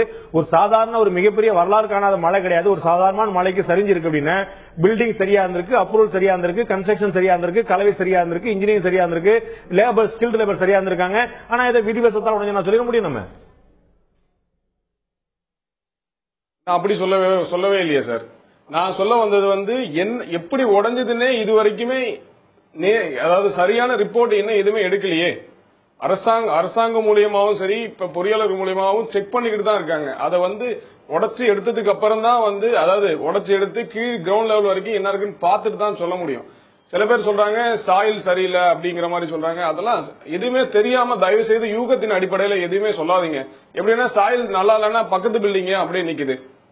அதாவது அது ஆக்சுவல் பிரச்சனை என்னங்கறத முழுமையா பரிசோதனை செஞ்சதுக்கு அப்புறம் தான் சார் அதை சொல்ல முடியும். நான் யாரும் தப்பா செஞ்சிருக்காங்க ரைட்டா செஞ்சிருக்காங்க, தவறு நடந்திருக்கு, என்ன தவறுன்னு இன்னும் முழுமையா கண்டுபிடிக்கப்படல. கண்டுபிடிச்சதுக்கு அப்புறம் தான் அதை தெளிவா சொல்ல முடியும். நீங்க மற்றவங்களுக்கு தெரியாது, எங்களை மாதிரி ஆட்கள் வல்லுநர்கள் கிடையாது. ஆனா உங்களுக்கு அந்த விவரம் தெரியும், தொழில் தெரியும். நீங்க சொல்லுங்க, என்னென்ன காரணங்கள்லாம் இருக்கலாம் நீங்க சொல்லுங்களேன். இந்த பில்டிங் சொல்ல சார், பொதுவா பில்டிங் வந்து கொலாப்ஸுக்கு வந்து முக்கியமா வந்து அதாவது ஒரு ஹைரைஸ் பில்டிங்கா இருந்தாலும் சரி, சாதாரணமா ஒரு வீடு கட்டினாலும் சரி, முக்கியமா கவனிக்க வேண்டியது வந்து மண் பரிசோதனை. மண் பரிசோதனை செய்யணும். ரெண்டாவது வந்து ஸ்ட்ரக்சரல் இன்ஜினியர் வச்சு டிசைன் பண்ணணும். அதாவது ஹைரைஸ் பில்டிங் வந்து கம்பல்சரி ஸ்ட்ரக்சரல் இன்ஜினியர் வச்சு தான் பண்ணுவாங்க. நார்மலா ஒரு ரெசிடென்சியல் பண்ணும் போதும் ஸ்ட்ரக்சரல் இன்ஜினியரோட ஆலோசனை தேவைப்படும். எதனால அது தேவைப்படுதுன்னா, நாளைக்கு ஒரு ஃபர்ஸ்ட் ஃப்ளோர் ரைஸ் பண்ணணும், இல்ல செகண்ட் ஃப்ளோர் தூக்கணும் அப்படின்னு சொன்னா அந்த காலம் என்ன வெயிட் எடுக்கணும் அப்படிங்கறத செக் பண்ணணும். அதே நேரத்தில் பண்ற இன்ஜினியர் வந்து எக்ஸ்பீரியன்ஸ்டு இன்ஜினியராங்கிறதையும் செக் பண்ணணும். பொறியாளர்களுடைய ஆலோசனை பிரகாரம் கட்டிடம் கட்டுறது ரொம்ப அவசியமான ஒண்ணு சார். இந்த விஷயம் இந்த நேரத்தில் சொல்லிக்கிறேன் நான். ஒரு பல்வேறு விஷயங்கள் நீங்க சொல்றீங்க, இதெல்லாம் வந்து இனிமே கொண்டு வர வேண்டிய விஷயமா அப்படிங்கிற ஒரு மோசமான ஒரு கேள்வி எழுது. நம்ம ஏற்கனவே இருந்திருக்கும். நீங்க சொல்றீங்க ஒரு ஹைரைஸ் பில்டிங் மாதிரி அடுக்குமாடி கட்டடங்கள் எல்லாம் வந்து சோதனைக்கு உள்ளாக்குறதுக்கு கட்டும் போதே வந்து சோதனைக்கு உள்ளாக்குறதுக்கான விதிமுறைகளே இல்லைன்னு சொல்லுவீங்க. மிகப்பெரிய அதிர்ச்சிகரமான விஷயமா இருக்குது. நான் திரு சேகு தமிழரசன் கேட்கிற முறை தமிழக முதலமைச்சர் சொன்னாங்க, நம்ம அவங்க பிளானுக்கு என்ன சொல்லியிருந்தாங்களோ அதுக்கு மீறி அவங்க கட்டியிருக்காங்க, கட்டடம் கட்டப்பட்ட முறையில் விதிமீறல் இருக்குன்னு சொல்லியிருக்காங்க. திரு வெங்கடாச்சலம் சொல்றாரு இதெல்லாம் வந்து கிராஸ் செக் பண்றதுக்கு வந்து வழிமுறையே இல்லைன்னு சொல்லி சொல்றாங்க. அப்ப எவ்வளவு பேருடைய வாழ்க்கை சாதாரண கேள்விக்குள்ளா இருக்கு. ஒரு 11 மாடி அடுக்கு கட்டடம் இது, இதோட உயரமான பில்டிங் எல்லாம் நம்ம ஊர்ல கட்டப்பட்டு இருக்கு. ஆனா இது எப்படி கட்டப்படுது? ஆயிரக்கணக்கான தொழிலாளர்கள் தமிழ்நாட்டில இருந்தும் வெளிமாநிலங்கள் இருந்து வர்றாங்க. அப்ப இவங்களுடைய பாதுகாப்புக்கு எல்லாம் என்ன இருக்கு? அங்க குடிபோறவங்களுடைய பாதுகாப்பு என்ன உத்தரவாதம் இருக்கு? இப்படி கட்டப்படுறதுக்கு வந்து அது நடுவில் பரிசோதனை பண்றதுக்கு ஒரு விதிமுறையே இல்லை அப்படின்னா அரசாங்கம் நம்ம வந்து எப்படி வந்து ஒரு சரியான விதிமுறை வகுத்துக்கு நம்ம நம்ப முடியும்? அரசை பொறுத்தவரையில எவ்வளவு விழிப்போடு விதிமுறைகளை நிர்ணயிக்க வேண்டுமோ அவ்வளவு விழிப்போடு தான் நிர்ணயித்திருக்கிறது. இப்ப பணிகள் நடந்து கொண்டிருக்கிற போது இப்படிப்பட்ட ஒரு பெரு விபத்து நடந்திருக்கிறது. இதுல 3 கட்டமாக நம்முடைய முதலமைச்சர் நடவடிக்கைகளை மேற்கொண்டிருக்கிறார். ஒரு கட்டம் மீட்பு பணி, இன்னொரு கட்டம் இறந்தவர்களுக்கு மருத்துவமனையில் உள்ளவர்களுக்கு எவ்வளவு மனிதநேயத்தோடு உதவிகளை உயிர் காப்பாற்றுகிற அந்த நடவடிக்கைகளை மேற்கொள்ள வேண்டுமோ அது. இன்னொரு பக்கம் அந்த சில மணி நேரங்களிலேயே அனைத்து அந்த தரப்பு சிஎம்டிஎல் இருந்து எப்படி தரப்பட்டிருக்கிறது, அனுமதி தரப்பட்டிருக்கிறது என்ற அனைத்து குறிப்புகளையும் பெற்று இனி எதிர்காலத்திலே இப்படிப்பட்ட விபத்துகளை தடுப்பதற்கு என்ன நடவடிக்கை மேற்கொள்ளணுமோ அது அவங்க அலுவலர்களிட வந்து வேகமா முடுக்கிவிட்டு இன்னைக்கு அந்த தொடர் பணியில அவர்கள் முதலமைச்சர்கள் ஈடுபட்டிருக்கிறார். இதுக்கு நடுவில் இப்ப வந்து அங்க பல காரணங்கள் சொல்லப்படுகிறது. ஒரு காரணம் அது களிமண் பகுதி. களிமண் பகுதியில் வந்து வலுவான அடித்தளம் அமைக்கப்படவில்லை, ஸ்ட்ராங் பவுண்டேஷன் இல்லை என்ற ஒரு குற்றச்சாட்டு. இன்னொரு பக்கம் நான் முழுக்க சொல்ல வரேன். இன்னொன்னு என்ன சொல்றாங்க, கலவை அவங்க வெளியே இருந்து வாங்கி பயன்படுத்தினாங்க, அந்த கலவை உறுதியானதா இல்ல, நேர்ந்த கலவை இல்ல அப்படின்னு ஒரு குறை. இன்னொரு பக்கம் அங்க பயன்படுத்தப்பட்ட கம்பி, அந்த கம்பிகள் எல்லாம் உறுதியான தரமான கம்பி இல்ல. இப்படி வந்து 3 வகையா இந்த ஆய்வுல யார் இந்த பொறியாளர்கள் தரப்பிலிருந்து சொல்லப்படுற குறைகளாக இருக்கு. வருங்காலத்தில் 2 கட்டணம் ஒரே நிறுவனம் கட்டுது. அடுத்தடுத்து நீ அங்கேயே பார்க்கலாம். அந்த படங்கள் எல்லாம் பார்த்துருக்கோம். ஒரு கட்டடம் சரிஞ்சு விழுந்திருக்கு, பக்கத்து இன்னொரு கட்டடம் நின்று இருக்கும். 2 11 மாடி கட்டடங்கள் கட்டுறாங்க. ஒன்னு அப்படியே நிலையா நிக்குது, இன்னொன்னு செஞ்சிருக்கு. இங்க களிமண், அங்கேயும் களிமண் தான் இருந்திருக்கணும். இங்க என்ன கம்பி பயன்படுத்தினாங்களோ அதே கம்பி தான் அங்கேயே இருந்திருக்கணும். அப்போ வந்து நம்ம கட்டடம் கட்டல மட்டும் குறைபாடு கிடையாது, வேற குறைபாடுகள் இருக்கலாம் இல்லையா? இல்ல, இது வந்து ஒரு டெக்னிக்கல் இது. அதுல வந்து இப்படிப்பட்ட கேள்வியை நம்ம எழுப்ப முடியாது. ஏன் அங்க நடக்கல, இங்க நடந்தது, இங்க நடந்ததுக்கு என்ன காரணம்? அதான் இதுல ஒரு அடிப்படையான கேள்வி என்ன சொல்றாங்க, சமூக ஆர்வலர் வந்து நிறைய பேர் பார்க்கும்போது என்ன சொல்றாங்க, இன்னைக்கு நிறைய பேர் அதை பத்தி விமர்சனம் பண்ணிருக்காங்க. நீர்நிலைகள்ல நம்ம கட்டணம் கட்டுறதுக்கான அனுமதி நம்ம அதிகமா கொடுத்துட்டே போறோம். தமிழ்நாடு காங்கிரஸ் கட்சியோட தலைவர் திரு ஞானேசன் சொல்றாரு, சென்னை உயர்நீதிமன்றத்துடைய மதுரை கிளையே வந்து ஒரு ஏரியில தான் கட்டப்பட்டது. இப்படி பல அலுவலகங்கள் வந்து ஏரியிலே கட்டப்பட்டே இருந்துச்சுன்னா இந்த கட்டடங்கள் மண் வந்து அதுக்கான ஏற்ற வசதியில் இருக்காது. அப்ப கட்டடத்துக்கு அனுமதி கொடுக்கும் போதே, பிளான் அப்ரூவல் கொடுக்கும் போதே இது என்னவா இருந்த இடம், இது விவசாய நிலமா, இல்லாட்டி புறம்போக்கு நிலமா, இது வந்து பயன்படுத்தப்படாமல் இருந்த நிலமா, இல்லாட்டி வந்து வீடு மனையில் கட்டுறதுக்கு ஏற்ற நிலமா, இது பார்க்க வேண்டாமா? இல்ல, அப்படிப்பட்ட ஒரு ஆய்வுக்கு பின்னாலதான் வந்து அனுமதி தராங்க. ஆனால் அவர்கள் சொல்லுகிற அந்த நிபந்தனைகள் எல்லாம் நிறைவேற்றப்பட்டிருக்கான்னு அந்த கட்டணம் முழுமையடைந்த போது தான் திருப்பி அதை கேட்பாங்க, விசாரிப்பாங்க. வந்து உங்களுக்கு நீங்க கேள்விப்பட்டிருப்பீங்க, நம்ம வந்து நம்மகிட்ட கூட அந்த பேப்பர்கள் இருக்குது. நம்ம வந்து இந்த பத்தின ஒரு பத்திரப்பதிவுத்துறையில இந்த ஆவணங்களை காட்டும் போது ஒரு ஆவணத்துல வந்து இது அக்ரிகல்ச்சர் லேண்ட் இருக்கு, இன்னொரு ஆவணத்துல வந்து இதே நிலம் இதே சர்வே என்னோட இது வந்து ஹவுசிங் ஏரியான்னு இருக்கு. இன்னொரு ஆவணத்துல அக்ரிகல்ச்சர் இருக்கு. இப்ப ஒரு சர்வே மாத்தி வரும்போது ஒரு இடத்துல ஹவுசிங் ஒரு இடத்துல அக்ரிகல்ச்சர் அடுத்த சர்வேக்குள்ள ஒரே சர்வேலே கிளை சர்வேலே பாடி போட்டிருக்கு. அப்ப ஒரு அக்கறை செலுத்தாம மனதை செலுத்தாம இவங்க அனுமதி கொடுத்திருக்காங்க யோசிக்க முடியும். இல்ல அப்படி கன்வெர்ட் பண்ணலாம். அக்ரிகல்ச்சர் லேண்ட ஹவுசிங் லேண்ட கன்வெர்ட் பண்ணலாம். கன்வெர்ட் பண்றதுக்கு அந்த உள்ளாட்சி அமைப்புகளுக்கு அதிகாரம் இருக்கு. இதுல உள்ளாட்சி அமைப்புகளுக்கும் பெரும் பொறுப்பு இருக்கு. கன்வெர்ட் பண்ணலாம், அதுக்கு உரிமை இருக்கு. அப்படி இல்லைன்னா இன்னைக்கு எப்படி வந்து வீடுகள் வந்திருக்கும், ஊர்கள் உருவாகி இருக்கும், நகரங்கள் உருவாகி இருக்கும். கன்வெர்ட் பண்ணலாம், மாற்றி அமைக்கலாம். இல்ல அதுக்கு வந்து மாற்றி அமைக்கிறதுக்கான அதிகாரம் உள்ளாட்சிக்கு இருக்கு. இல்ல மாற்றி அமைக்கிறதுக்கான கால அளவுலாம் இருக்கு அப்படிங்கிறது உங்களுக்கு தெரியாது இல்ல. நிச்சயமா நம்ம வந்து அதுல வந்து அது உள்ளாட்சியினுடைய அதிகாரம். இது தேவை கருதி அப்படி மாற்றி அமைக்கிற நாளை காலையில மாற்ற முடியாது. விவசாயத்துக்கு ரொம்ப காலம் எனக்கு தெரிஞ்சு 3 வருஷம் நினைக்கிறேன். அந்த சரியா அந்த 3 வருஷம் அளவுக்கு குறிப்பிட்ட அளவுக்கு பயன்படுத்தப்படாமல் இருந்தால்தான் அதை வந்து மாற்ற முடியும். நிபந்தனைகளின் பேர்ல அந்த வந்து அப்படிப்பட்ட விதிகளின் பேர்ல அந்த உள்ளாட்சி அதை வந்து செய்யுது. நீங்க கிராமங்கள்லாம் போய் பாருங்களேன். பல கிராமங்கள் எல்லாம் இன்றைக்கு வந்து இந்த ரியல் எஸ்டேட் கொடிக்கட்டி பறக்கும் வர்த்தகம் உள்ளாட்சி அமைப்புகளுக்கு பஞ்சாயத்து ராஜ் ஆக்ட்ல வந்து அதிகாரம் அவர்களுக்கு தான். அந்த உள்ள கிராமங்கள் எல்லாம் நீங்க பாருங்க, யாருக்கு அதிகாரம் இருக்கு? இதற்காக அண்ணா திராவிட முன்னேற்ற கழகம் எதிர்கட்சியாக இருந்தபோது ஒரு பெரிய போராட்டமே நடத்தியது. இல்ல அதிகாரம் இருக்குது, அது அதிகாரம் துஷ்பிரயோகம் செய்யப்படுதா அப்படிங்கறத கேள்வி. நான் வெங்கடாச்சலம் சுருக்கமான இறுதியான கேள்வி கேட்க விரும்புறேன். இதுல பாத்தீங்கன்னா இது போன்ற கட்டடங்கள் வந்து நம்ம வந்து மின் இணைப்பு வழங்கப்பட்டிருக்குது, வங்கி கடன்கள் வழங்கப்பட்டிருக்குது, பத்திரப்பதிவுத்துறை ஏற்றுக்கொண்டிருக்குது, வருவாய்த்துறை அனுமதி கொடுத்திருக்குது, அந்த நிறுவனத்துக்கே வங்கி லோன் கொடுத்திருக்குது. அந்த கட்டடம் கட்டலாம் சொல்லி இவ்வளவு பெரிய ஒரு ஆர்கனைஸ்டு விஷயமா நடக்கும் போது எல்லா இடத்துலயுமே விதிமீறல் பண்ணி எல்லா இடத்துலயும் காசு கொடுத்து இவங்க கெடுத்து விடுறாங்களா, இல்லாட்டி விதியெல்லாம் சரியா நடந்திருக்கு, இது இயற்கையுடைய சரி அப்படிதான் சொல்லி சொல்ல முடியுமா?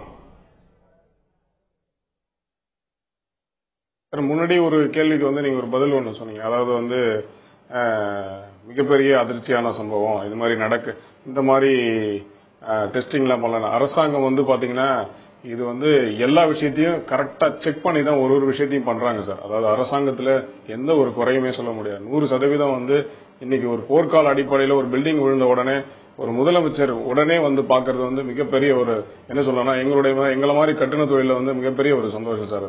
அது அதே மாதிரி வந்து நான் சொல்ல வந்தது இந்த மாதிரி செக்லிஸ்ட் எல்லாம், அதாவது வந்து பில்டிங் பண்றதுக்கு ஹைரைஸ் பண்றது செக்லிஸ்ட்லாம் எல்லா பில்டருமே எல்லாமே கையில வச்சிருப்பாங்க. நான் அதுதான் சொன்னேன். அதே நேரத்தில் சிஎம்டிஏவிலும் செக் பண்றாங்க சார், எல்லாமே ப்ராப்பரா செக் பண்ண. அதனாலதான் சார் பில்டிங் எல்லாம் டிலே ஆகுது. ஒரு பில்டிங் கட்டி ஹேண்ட் ஓவர் பண்ணா டிலே ஆகுதுன்னா செக் பண்ணி தான் பண்றாங்க சொன்னீங்க. அதனால அரசாங்கத்துல இதை குறையே சொல்ல வேணாம். என்ன சார் எப்ப செக் பண்றாங்க சொன்னீங்க? கட்டடத்தை கட்டிட்டு இருக்கும் போது ஹைரைஸ் கட்டிட்டு இருக்கும் போது செக் பண்றதுக்கான விதிமுறையே இல்லன்னு நீங்க தான் சொன்னீங்க. முறைப்படி செக் பண்றாங்கன்னு சொல்றீங்க. இல்ல சார், நான் சொல்றது வந்து கட்டிட அனுமதி பிரகாரம் கட்டிருக்காங்களாங்கிறது செக் பண்றாங்க. நான் இன்னொரு விஷயமும் உங்ககிட்ட சொன்னேன், நீங்க அதை நீங்க சொல்லல. அதாவது ஒரு பில்டருமே இல்ல சார், நான் சொல்லும் போது ஒரு பில்டருமே அவங்க பண்ண டிராயிங் செட்ல இருந்து எல்லாமே டெஸ்ட் ரிப்போர்ட்ல இருந்து எல்லாமே வச்சிருப்பாங்க. எல்லாமே கரெக்டா தான் சார் பண்ணிக்கிட்டு இருக்காங்க. அதை தான் நான் சொல்ல வந்தேன். இல்ல அதை சிஎம்டி செக் பண்ணாங்கன்னு சொல்லி சொன்னீங்களே, எப்ப செக் பண்றாங்கன்னு கேக்குறேன். எது சார் கட்டிடம் கட்டிட்டு இருக்கும் போதா சார்? ஆமா, கட்டிடம் கட்டிட்டு இருக்கும்போது நடுவில் வந்து பாத்துட்டு தான் சார் போறாங்க, செக் பண்ணிட்டு தான் போறாங்க. செக் பண்ணி பண்ணாம கிடையாது. நான் சொல்றது அந்த விதிகளை இன்னும் கொஞ்சம் கடுமையாக்கணும் தான் சொல்லுவேன். நான் பாக்குறேன் கடுமையாக்கணும். இல்ல திருவண்ணா நீங்க சொன்னீங்க இந்த மாதிரி ஹைரைஸ் பில்டிங் கட்டிட்டு இருக்கும் போது இந்த இதை வந்து செக் பண்றதுக்கான விதிமுறைகள் இல்லன்னு நீங்க சொன்னீங்க. இப்ப வந்து கரெக்டா செக் பண்ணிட்டு இருக்கான்னு சொல்றீங்க. நீங்க சொல்றது உண்மையே நான் நம்புறேன், நான் வந்து மாற்றுக்கிறது சொல்ல.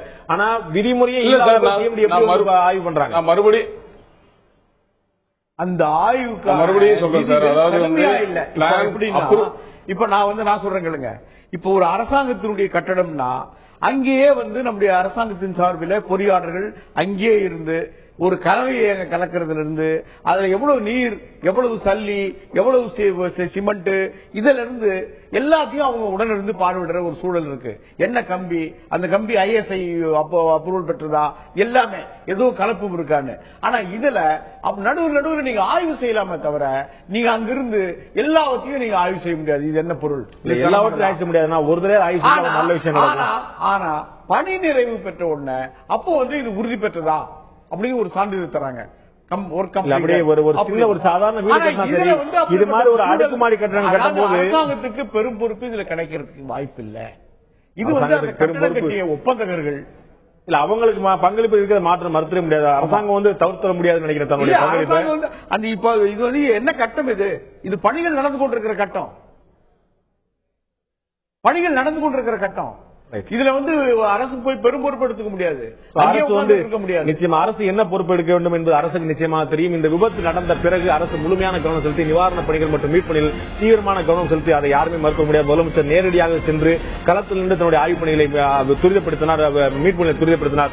ஆனால் இதற்கு இது போன்ற விஷயங்கள் இனிமேல் நடக்கக்கூடாது என்பதில் எவ்வளவு கவனமாக இந்த அரசு இருக்கிறதோ அதே போல இந்த சம்பவம் நடந்ததற்கான காரணம் என்ன, குற்றவாளிகள் யார், எங்கு தவறுனதற்கு என்பதிலும் இந்த அரசு நிச்சயமாக கவனமாக இருக்கும் என்று நம்புவோம். இந்த நிகழ்ச்சியில் கலந்து கொண்டு கருத்தரித்த விருந்தினர்கள் 2 பேருக்கு நன்றி. பார்த்த உங்களுக்கு நண்பர்களே, மீண்டும் இன்னொரு நிகழ்ச்சியில் சந்திப்போம். அதுவரை நன்றி, வணக்கம்.